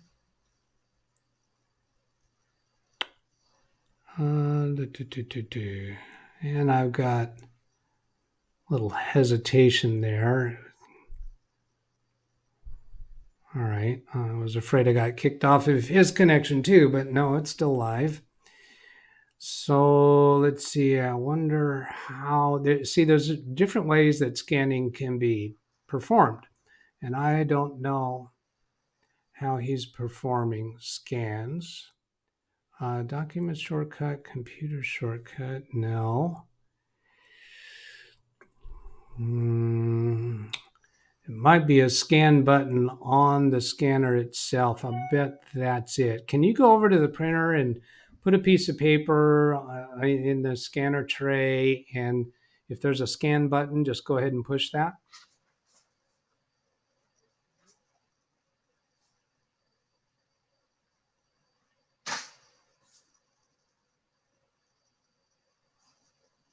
Scan. Yeah, do you see a scan button? Yes. And now it gives me a list. Scan to USB drive, scan to computer, scan to network folder, to email or address book. Choose computer. Scan to computer. Okay. No computer, it said. No computer. Yeah. All right. Okay, try it again and choose scan to folder. Okay. Scan to network folder. Yes. This feature is not set up. Okay.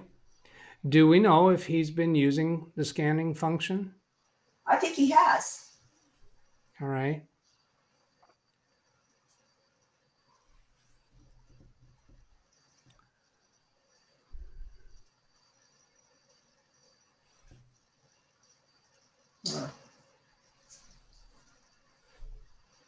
Wonder how long he's been gone. Dental appointment. I don't know what he was going to have done today. Yeah. Oh, here's a scan option. Okay, did you put a piece of paper Yes, I did. to scan? Okay. Are you at his computer right now? I'm at, yeah, the printer. Now I'm at his computer. Yes. You're at his computer. Okay. So here's that printer right here. I'm going to right click on it and then choose Start Scan. Okay. And you tell me if you hear the scanner running. Here we have choices of flatbed. Did you put it in the scan feeder or did you put it on the glass? I put it on the glass. Okay, great. So let's sure we've got flatbed selected instead of feeder. That would be the glass. And I see that we have the choices of, these are all images, not PDF.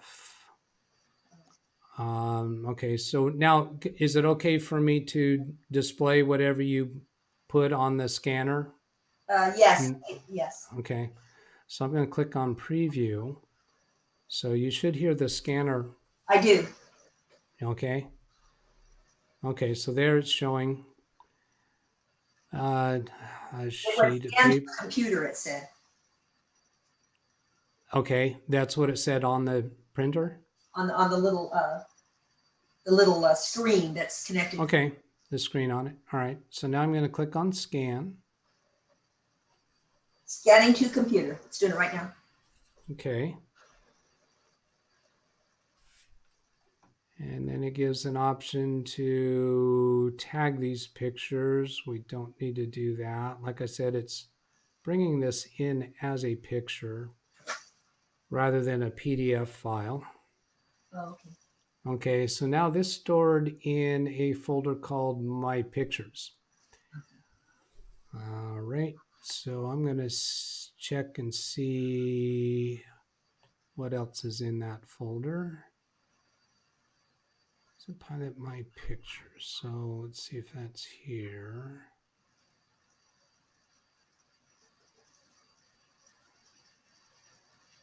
How do you tell where it went?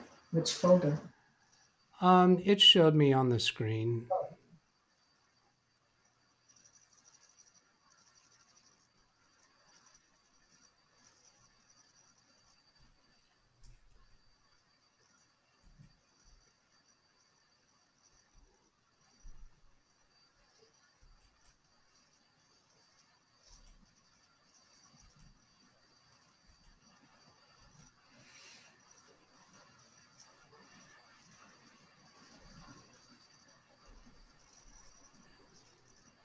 It was showing this folder, and then My Pictures. Oh, maybe it's at the end of all this. New picture. Is it this one? Nope. Loading. Nope. Nope. Okay. So let's change. See, I'm going to open that in a new window and sort them by date.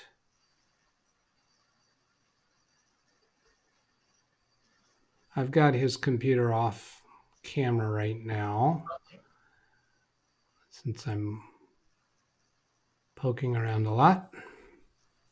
Date. Date is not. Can you put them in order?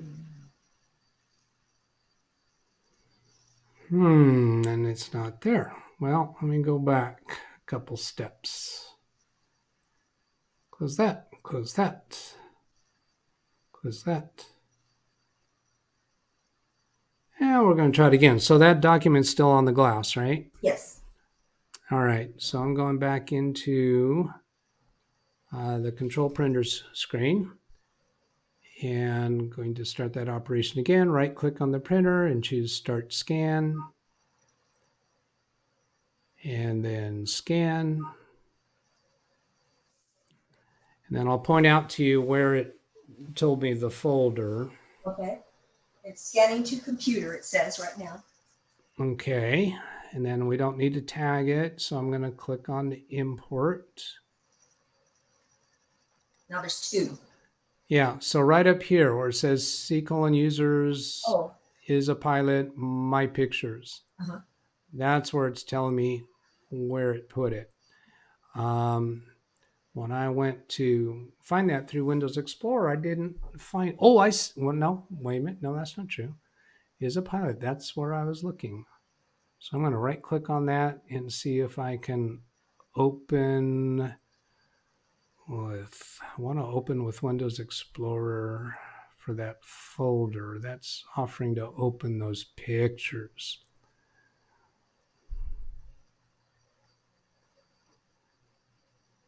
Okay, so,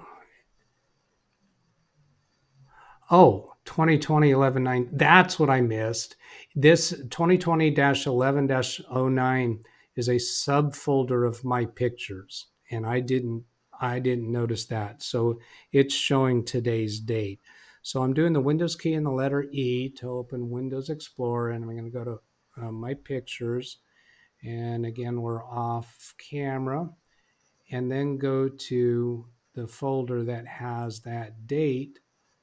Click on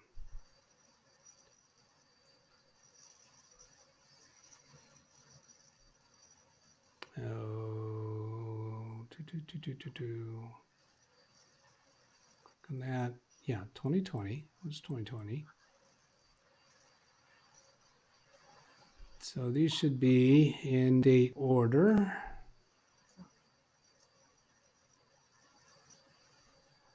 (2020-11-09), there it is. Wow, again, that was hard fought. And that's not ideal because it's putting those in a different folder each time that it does a scan. Oh, I see. So I can't really put a shortcut on your computer that. There's no way to type it and rename it so it goes. Yeah, there is. We can do that, but I think it would be more convenient to do this a little differently. So I'm going to try right clicking on the printer again. We'll bring it back on camera and choose Start Scan. And then choose Scan.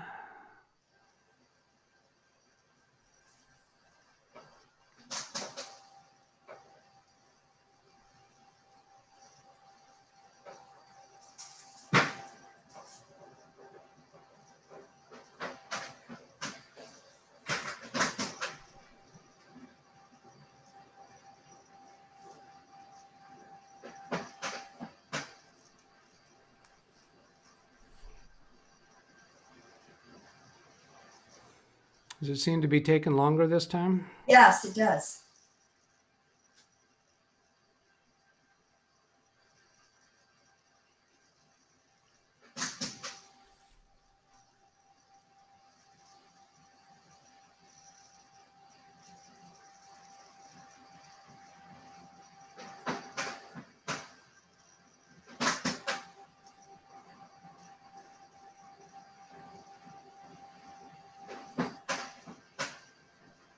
I hear some extra clanging, like a printer drawers opening and closing or something. I don't see anything. Nothing's. It's just making the noise.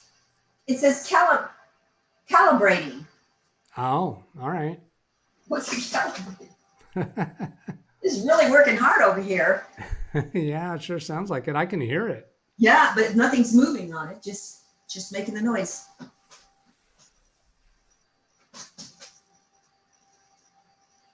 Was there something? Could be something on the paper that it needs to figure out, or? Nah, that doesn't make sense to me. I think maybe the technical term for this is conniption fit. Yeah.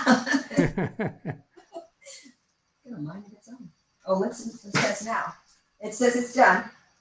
Okay.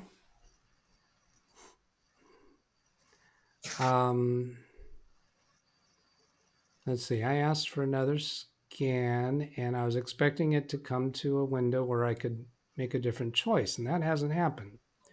Okay, so is the paper still on the glass? It's still on the glass, yes. Okay, so I'm going to try starting the scan again. And this time I'm going to do the preview. I didn't do the preview last time. It's making noise. Okay, I see the preview. Let's see. Here I see profile. Oh, hey, this might be helpful. I see I can make a different choice for profile. I want to see what happens if I choose documents. We should be able to save it as a PDF. That's ideal.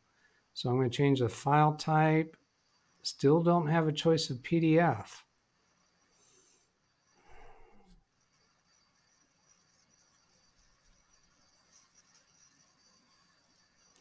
Well, there are other ways to pursue that if we wind up deciding that we really want the PDF, and I think that probably is preferable. Let me take a look and see if there's any other changes I can make that gets us to PDF.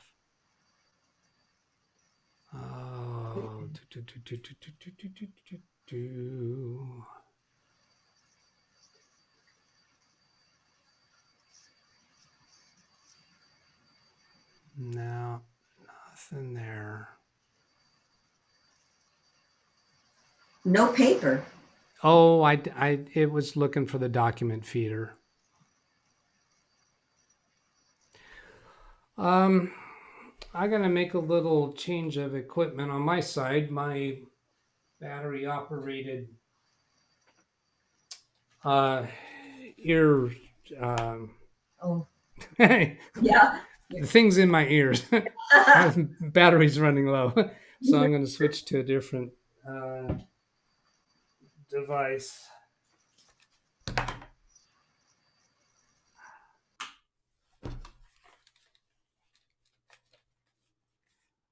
Let's see. Now you might be able to hear me still, Carol, but I don't think I hear you. I got to make a couple settings changes here.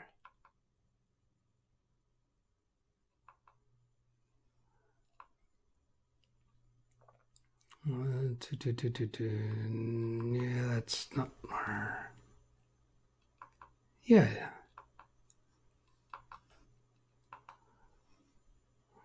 Okay. Say something for me, Carol. Nope, still not hearing you. We'll go check on something.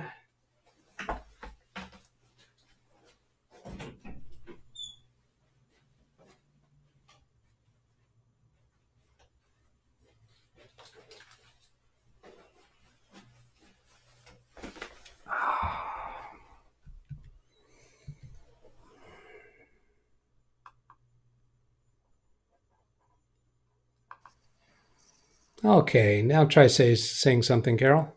Good afternoon, Doug. I do hear you. All right. Can you hear me? Okay, obviously. Okay.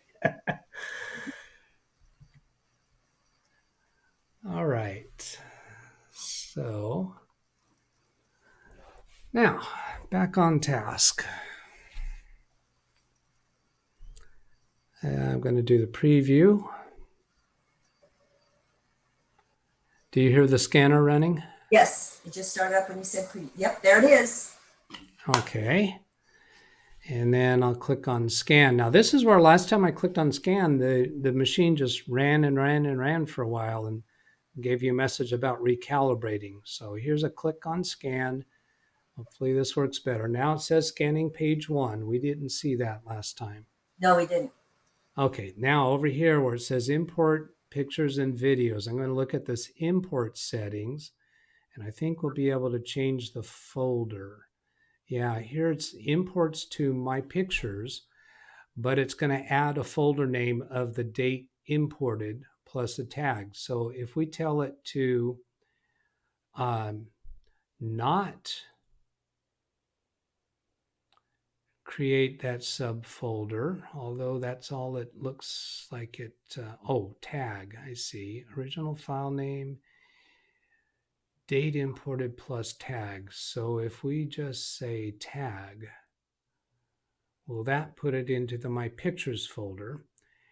But a better place for us to put it would be a folder called Scans. Okay, so let's consider where to do that. I'll expand the computer section and then the C drive section. and go down to the users folder and Bill's username, expand that section, and then go to My Documents. I'm going to take his computer off screen for a moment because this is going to give some subfolder names that could be private stuff. And then see if there is a folder called Scans. There's a folder called Scanned Documents. Yes. All right. Now, before I actually accept that, I'm going to look to that Scanned Documents folder and see if we think it's actually a good place to put it. So here's that Scanned Documents folder, and it's pretty empty. Yeah. So that looks like a good place to put it. All right, so I'm going to click on Scan Documents and click OK. So now I'm expecting that that's going to put any scanned documents into that folder without creating a subfolder. Perfect. And prompt for a tag on import, we don't need to do that. That's just an extra step of nuisance. Always erase from device after importing, no. Rotate, no. Open Windows Explorer. That might be useful. Okay, so we'll try that. For these changes to effect, let me bring the computer back on screen. For these changes to take effect, import pictures and videos will now be restarted. So,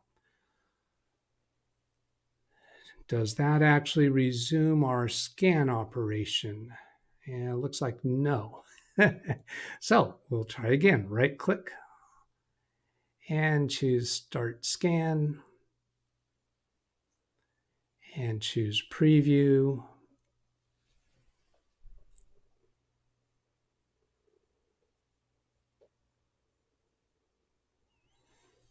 Now this is defaulting to photo. So another default I think we'd like to change is to make it default to documents. Where can we make that a default? I'm going to try this change button, see if it gives us any deeper choices. Properties. Here's properties for that device. Here's a test scanner, events, color management. I don't see any place there to change the default. Right click again. Oh, here's scan profiles. Are you still with me, Carol? Yes, I am. Okay, so I'm going to click on scan profiles, and here's documents, and then I'll click over here on set as default. So now the word default just moved from photo up to documents. And you can change it back if you want. Yeah, I'm choosing. You can choose. Yeah, I'm suspecting you probably won't need that. And then for the file type, I think JPEG would be a better file type to use. It's just more commonly recognized by people, which is typically a picture, a photo file type. Ideally, we'd like to get it to scan to PDF, but at the moment, I'm not seeing an option for doing that. And I think we can pursue that in a separate video. So right click on this and then start scan. So now it's defaulted to documents and it's defaulted to JPEG. And then we don't even have a preview button available. That's probably because perhaps as a JPEG, it just doesn't do a preview. Oh, no document. Oh, no, that's why. I still have it on feeder. So let's go back and fix that. So go back to Scan Profiles, go to this Documents profile and click Edit and change it from feeder to flatbed. And then save that profile and then close. Right click on the printer, start scan. So now documents is a default, flatbed is a default, JPEG is a default. Now we have a preview button. So that's the reason we didn't have preview button. It's because it didn't see a document in the document feeder. So you should hear it running, and it finished. Finished. And now we'll click on scan.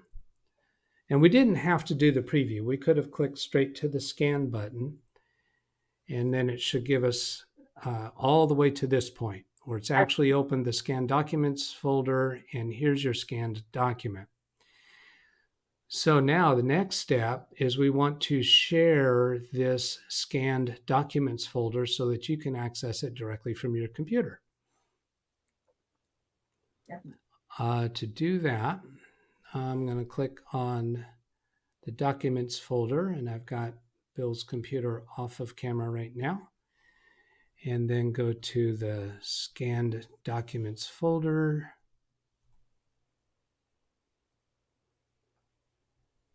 Where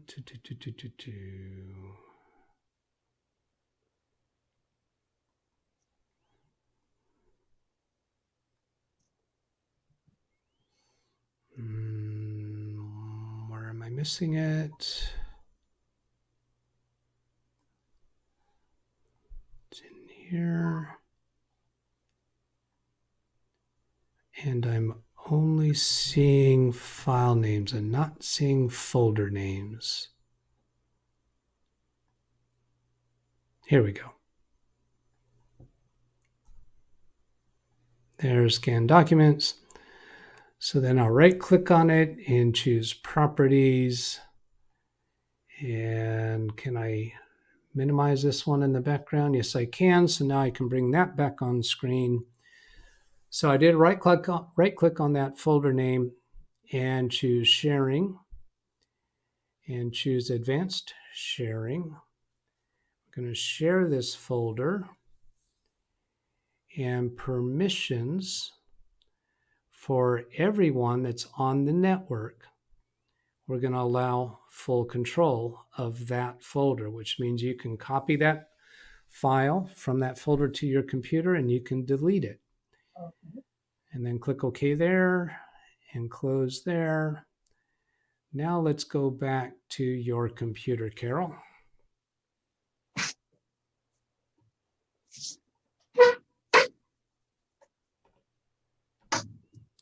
Okay, so now we go on to the next step, and that will be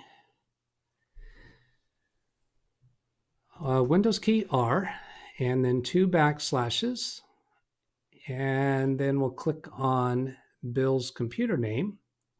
And that's going to show us the shared resources on his computer. Click the OK button. And so now we should have this scanned documents folder is accessible on his computer. Now I'm going to create a shortcut to that folder on your desktop. The way I do that is hold down the Control and Shift keys on my keyboard and then drag this folder to your desktop. And I still have the mouse button held down so that I can point out there's that little pop-up message next to the folder that says create link in desktop. So this is just going to create a link to that folder. It's not actually copying the folder. So I let go of the mouse button first, and then I let go of the Shift and Control keys. And that's given it a name that's kind of cumbersome. Scanned documents, parenthesis, is a pilot, hyphen, HP, hyphen, shortcut. So I'm going to single left click on that, and then that is highlighted. And I'm going to say, what should we call it? Bill's scans? Scans. That's short. Mm-hmm. Bill's apostrophe S scans. So that's a nice short name. Then I'll close this window. So now we have this shortcut on your desktop. You can double click on that shortcut. And network error. You don't have permissions. So what did I miss? I gave permissions to everybody. We already set up the SMB protocol. And we've already connected to it. So I'm going to try Windows key R again. And IsaPilot-HP is still there. Press enter and see if I can double click straight into that Scan Documents folder. Doesn't like something about the permissions. So I'm going to go back to Bill's computer and see what I missed. Boy, it looked like you got everything you need. Yeah, I thought I did. I got an alarm ringing at me. I'm going to have to Is that you? close. And I've got an alarm on my timer that was reminding me to do something. I'm just going to push that back to a later time. Let's see if I've got any other alarms that are about to ring. No, I don't. So now back to the Scan Documents folder and check on, let's see, where do I want to do that from? Not there, not there. Bring up Windows Explorer.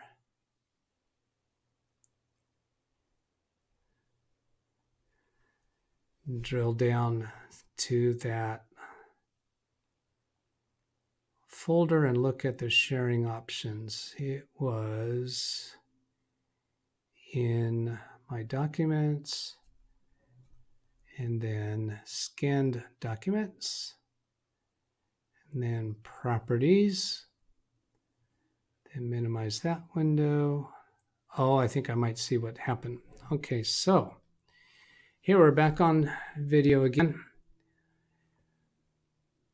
So on this tab called Sharing and Advanced Sharing, I see there's, okay, let's click on Permissions and see what's in there. And the group called Everyone has full permissions. So that seemed to be all that we needed. But I'm going to come back to this level and there's a Security tab. So I'm going to go to the Security tab. And I see that IsaPilot, which is Bill's username, and administrators are the only ones that have security permissions to this folder. So I'm going to grant some additional security settings. So I'll click on the Advanced button. And then, that was wrong. Cancel that. Click on the Edit button so I can add a new user. So I'll click Add. And I'm going to add the group called Everyone. Again, this is only sensible for us because we know you don't have people outside of your building connected to your network. In an office environment, this would likely not be the right way to go. And I don't think I need advanced here. I'm going to take a look. No, I don't. And then click OK on that. And then click on Everyone and grant them full control to this folder and click OK. And then click Close. Now, back to Carol's computer.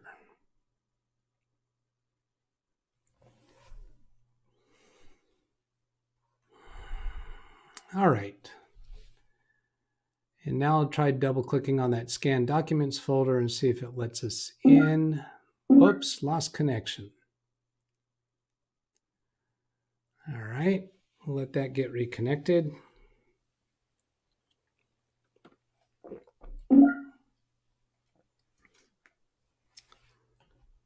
Let's see, the Zoom meeting is still. Carol, can you hear me? Yes, I can. Okay, and I can hear you. So it's curious how that happens when your computer is not accessible at the moment. Now it's coming back.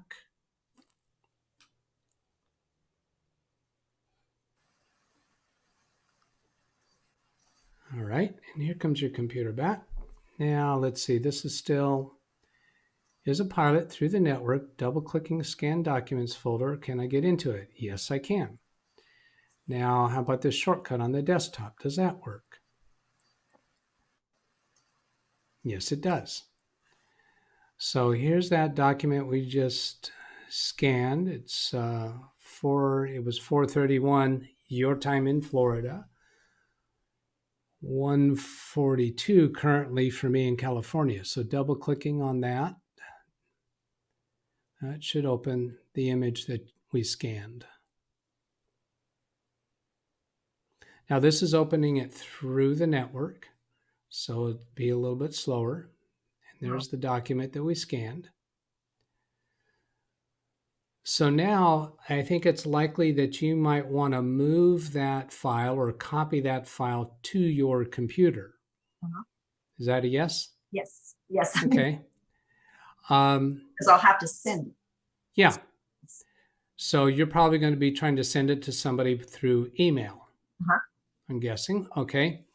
So you might have a folder, maybe a subfolder in My Documents or somewhere that makes sense to you to keep this document. Is that so? Yes, I think so. Okay. So I'm going to take your computer off screen for a moment. We'll go look at this. Let's see. Yeah, we'll go to the Documents folder. And, well, here we have a Scanned Documents folder. We could put it there. There, yeah. Does that make sense? Yes, totally. Okay. So how about we actually, let's see, is there anything private here? I don't think so. Didn't use my computer much, just. All right. Well, I'm going to scrunch this down a little bit, and that takes out one thing that might be. So I'm going to bring it back on screen. And so you have this Scanned Documents folder. So I'm going to make a shortcut to that folder on your desktop. I'm going to hold down the Control and Shift keys and drag that folder out to your desktop. We get a message indicating it's going to create a link in the desktop. I let go of the mouse button first, then let go of the Control and Shift keys. I'm going to change the name of that folder by single left click on that file name or that folder name, and we'll type Carol's space scans.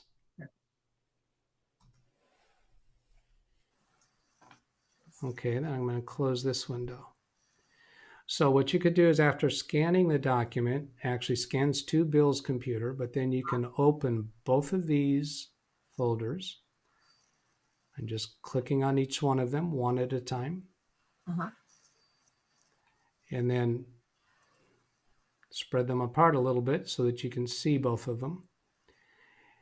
And we'll take this one and spread it over here. So then this is the document that you just scanned. Now I'm holding down the left mouse button and dragging it over to your folder. Oh. Now I did that just by holding down the left mouse button, and we got that little message there. It says copy to scanned folders. I'm still holding down the left mouse button because I want to demonstrate something.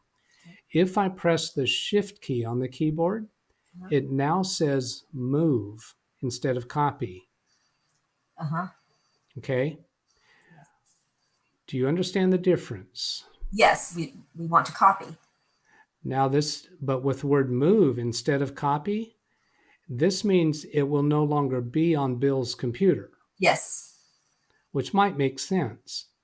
If you scanned an image to Bill's computer for the purpose of getting it to your computer, then you could use this technique to move it to your computer so that you're not leaving it on Bill's computer, cluttering Bill's computer. Yes, absolutely. That's better. Yeah. Okay. So now I let go of the mouse button first and then let go of the Shift key. And now we see that file called 001 is in Carol's scanned documents, but not Bill's scanned documents. Perfect. Yeah. Now we can single left click on that file name, which right now says 001. And you could type some other file name that makes more sense. Yes. Okay. And I haven't even paid attention to what document that is, so I'm just going to call it this document. But you would call it something that makes more sense to you. Definitely. Okay? Okay. Totally understand that. You're good with that? Great. Yes. So now we could close the shortcut to Bill's scanned folder.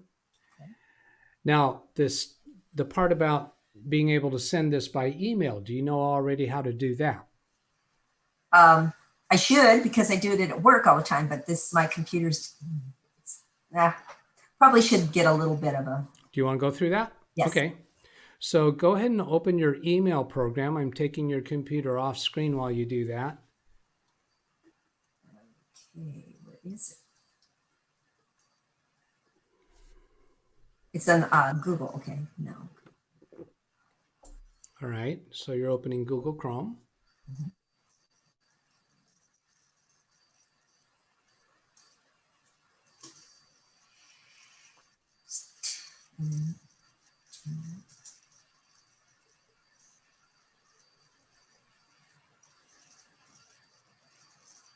Loading Gmail. All right. I need to delete stuff. Okay, so I can just pick. I'll pick Bill. I'll pick Bill. Okay. Compose.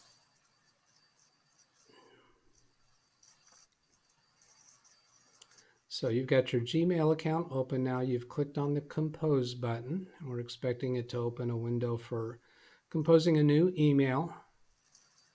It's taken a minute or two to. It is. It is. And then you've got a new. Now let me make a couple changes here. Okay. And I've got a different address for you to send it to instead of Bill, so that I can put your computer back on screen. Okay. So let's see, and I couldn't. Let's see, where can I? Oh, here's a maximize button. So that gets us full screen for that message. So now we don't see any of your emails in the background. I'm going to bring your computer back on screen. And so that we don't expose Bill's email address to YouTube, I'm going to go ahead and type in one of my own email addresses.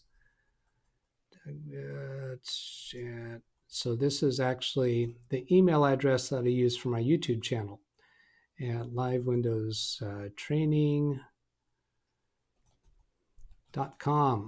So, and I actually had your computer off screen while we were doing that because of the potential that it might show other email addresses that look similar.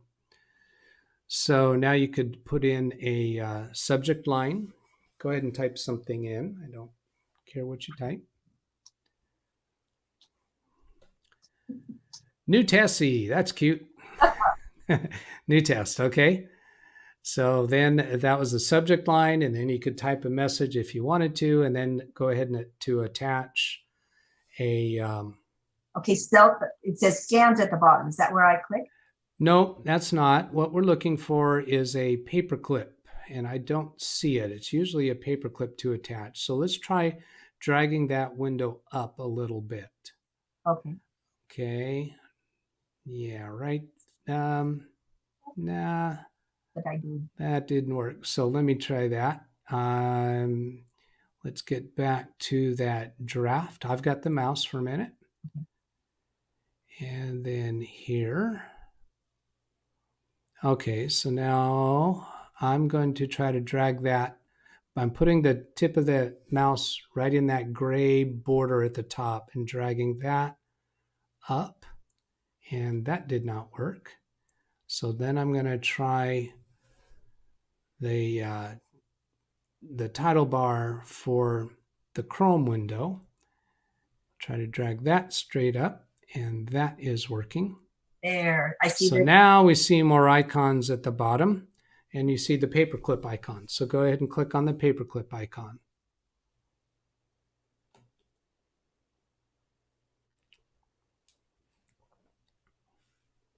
Pictures of my car. Yeah, so your computer was off screen again before that came up. Let me take a look at something here.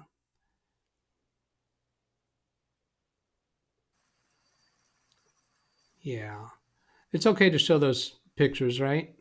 Yeah. Okay, it's just pictures of your car. But I want to give you a short way to be able to get to that scan folder from here.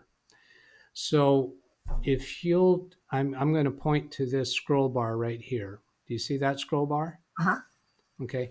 go ahead and drag that scroll bar up. Oh, you know what? I'm sorry. I see even a easier way. No, bring it back down. Okay, stop right there. Oh, so on the left panel, it's highlighting pictures right now, but do you see desktop? Yes. Okay, not there, not there. That's too far over, Oh, near the scroll bar. Yeah, right there. Uh-huh. Click on desktop. This will give you access to the items that are on your desktop, including Carol's scans. Oh, Carol. So double click on Carol's scans, Okay. and then click on this document, and then click open. So that attaches that I see it. document. Okay, JPEG. It says this document JPEG. Yep. So then you click the send button to actually send it. And of course, that's going to my email address. And that would do it. So you could go to your sent items folder if you want to confirm it was sent.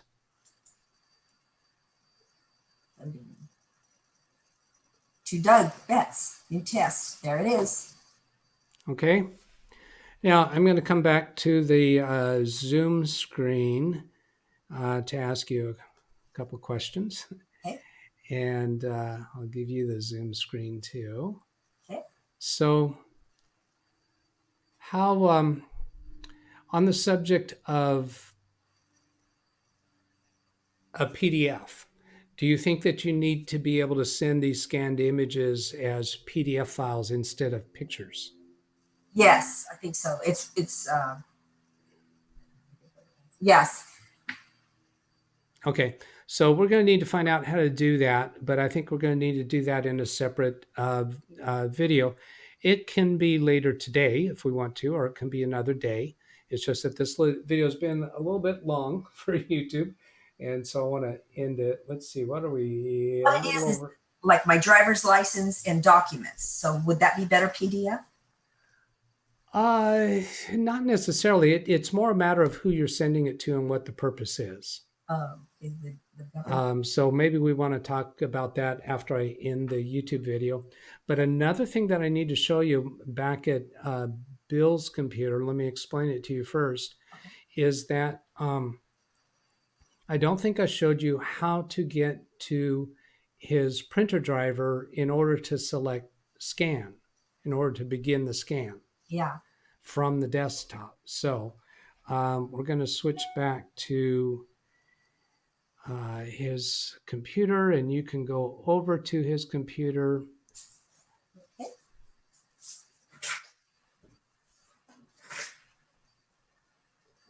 It's back to his desktop. Okay, yeah, it's at his desktop. So now let's see, I need to check to see what his desktop icons look like. So I'm going to take his computer off screen while I turn on those icons, show desktop icons. And I want to see if there's an icon here for his printer on the desktop already. And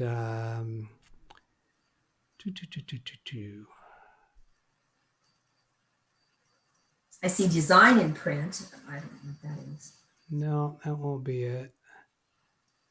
So, no, I don't see it.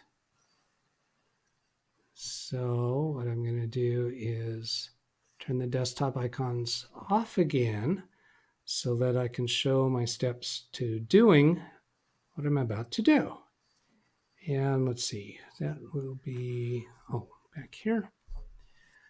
So Windows key R, and then Control Printers is there from the last time I used it, pressing the Enter key to open that. And I'm going to drag this a little bit to the left. I'm going to right click on this, and I think there's an option for, is there not? Yeah, there's an option for Create Shortcut. So I'm going to choose that Create Shortcut. And I was thinking that I was going to create it in this window, but it might have just put it on the desktop, and we're not seeing it yet, of course, because I have the desktop icons turned off. So I'm going to minimize that and then turn the desktop icons on again and see if they are there. So let's see, I do that by clicking on this show desktop icons. Computer shortcut. I do not. Oh, here it is, right here. Oh, okay. Yeah. So then I'm gonna, let's drag that out here a little bit so it's more obvious and change the name of it because it's really long right now. It says HP Color LaserJet MFP M278 M281 PCL6 V3 shortcut. That's way too long. So HP laser printer. I'm going to say HP printer, right click to start to begin scan, to scan.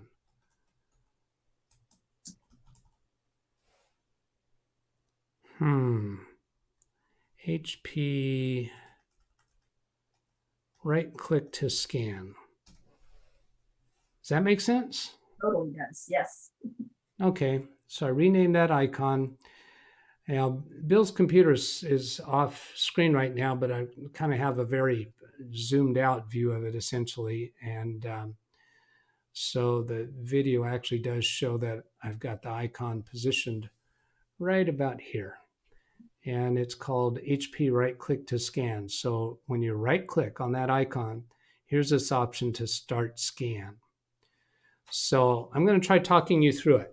Are you ready? I'm ready. Okay, so go ahead and right click on that icon. And then do you know what to click on there? Start scan. That's right. Go ahead. And then, did we take the paper out? I don't think you did take the paper out. Nope, still in there.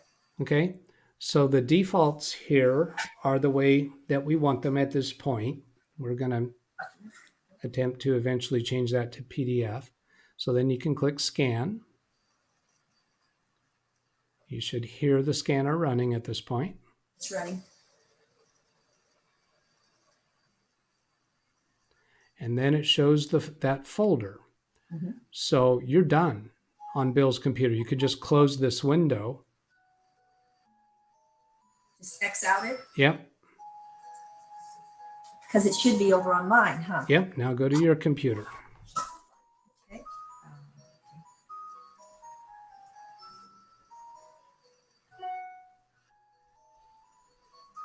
Need to get to my desktop, huh?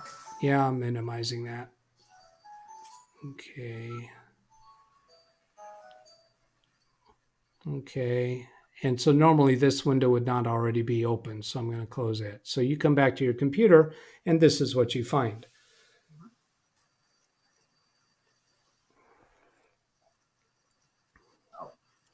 Double. So I'm giving, yeah.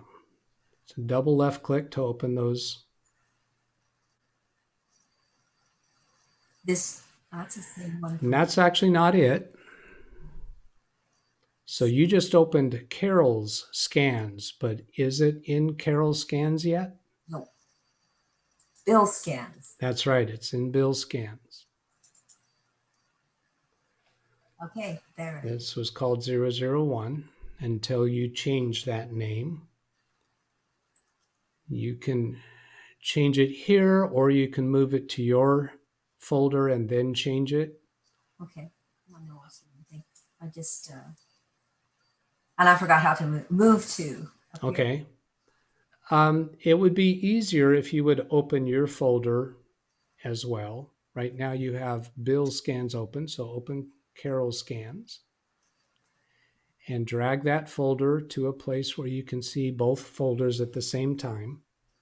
And I forgot how to drag, just anywhere on it, or does it have to be? The easiest way is to put your mouse in the title bar rather than let go of the mouse button. Okay. Put your mouse in the title bar right where it says scan documents, way up at the top. At the top of this window. Nope, higher. Oh, scan doc. Oh, there. That's the title bar for this window.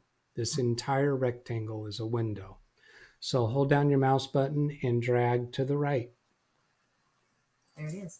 There you go. Now you can see both at the same time. So click on Bill's folder.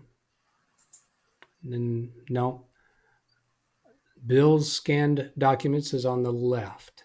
It's the left of the two folders you have open right now, where the 001 is. Oh, okay. Just a single left click anywhere in that window will bring it to the top. Now, if you hold the Shift key, you can drag that document over to your window. Because you're holding the Shift key, that's going to be a move operation. If you don't hold the Shift key, it'll be a copy operation. Okay. Okay, then let go of the mouse button first. Okay, I think you actually let go of the Shift button first, so it's in both places. I did. Okay, so that's okay. It's in both places. You could delete it from Bill's scanned documents if you want to. Just Single left click on that window to bring it to the top, because right now it's hiding behind yours. Now you could right click on that document and delete, or you could click delete up there. That's fine either way.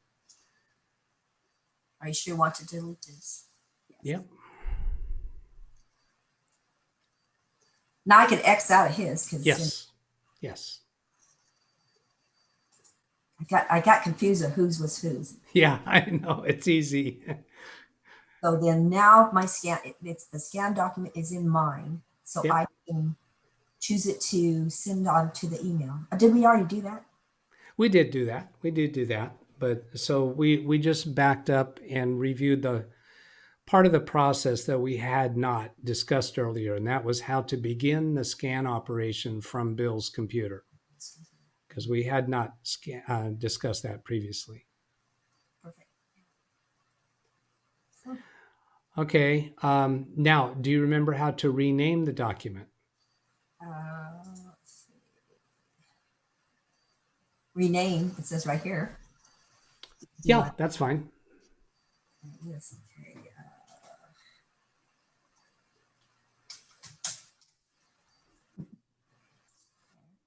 Now, Okay. and it's in there to start the email, and then I go into the paperclip and then get it from here. Am I correct? So I would suggest after we finish the video and disconnect from the remote session, that you run through the whole process yourself. I will. Okay. Now I want to check on something here. I see there's an icon over here on the desktop called HP Color LaserJet, and it looks like a scanner icon. And I'm thinking that's left over from when we tried to install the You're right. Yeah. scanner driver. So I'm going to double click on that, and I expect that this is not going to work. I just want to be sure that this was not found. So I wanted to be sure that this was one that we can remove. So I right click on it and choose delete. Oh. All right. Makes Carol's and Bill's stand out more. Yeah. That I have that many icons. Okay, this document in mind. Okay. I think we're done. We are. Thank you so much, Doug. You're welcome. Tremendously. And if I can call you if I need a little bit of. Of course. Okay. Of course. So now hang on just for a minute. I'm going to end the video, give a little exit spiel, and then I'm going to come back to you to see if you have any other questions for me after we're no longer on video. Okay? Okay. So I'll let you know when we're there. And so there it is. If you would like to request a session with me for whatever you need help with on your computer, whether it's a training issue or fixing something that's not working right, these sessions are free over YouTube Live. And the reason that they're free is when you develop an audience on YouTube, there are other ways to monetize. So it gives me a way to provide free computer support to people. So the way you do that is you send an email to the email address that's on your screen right now. That's Doug Betts at livewindowstraining.com. Just give me a little idea what you want help with, and give me a way to contact you. and we'll put it together. Okay. So I hope that was useful to you. Have a great day. Catch you later. Goodbye.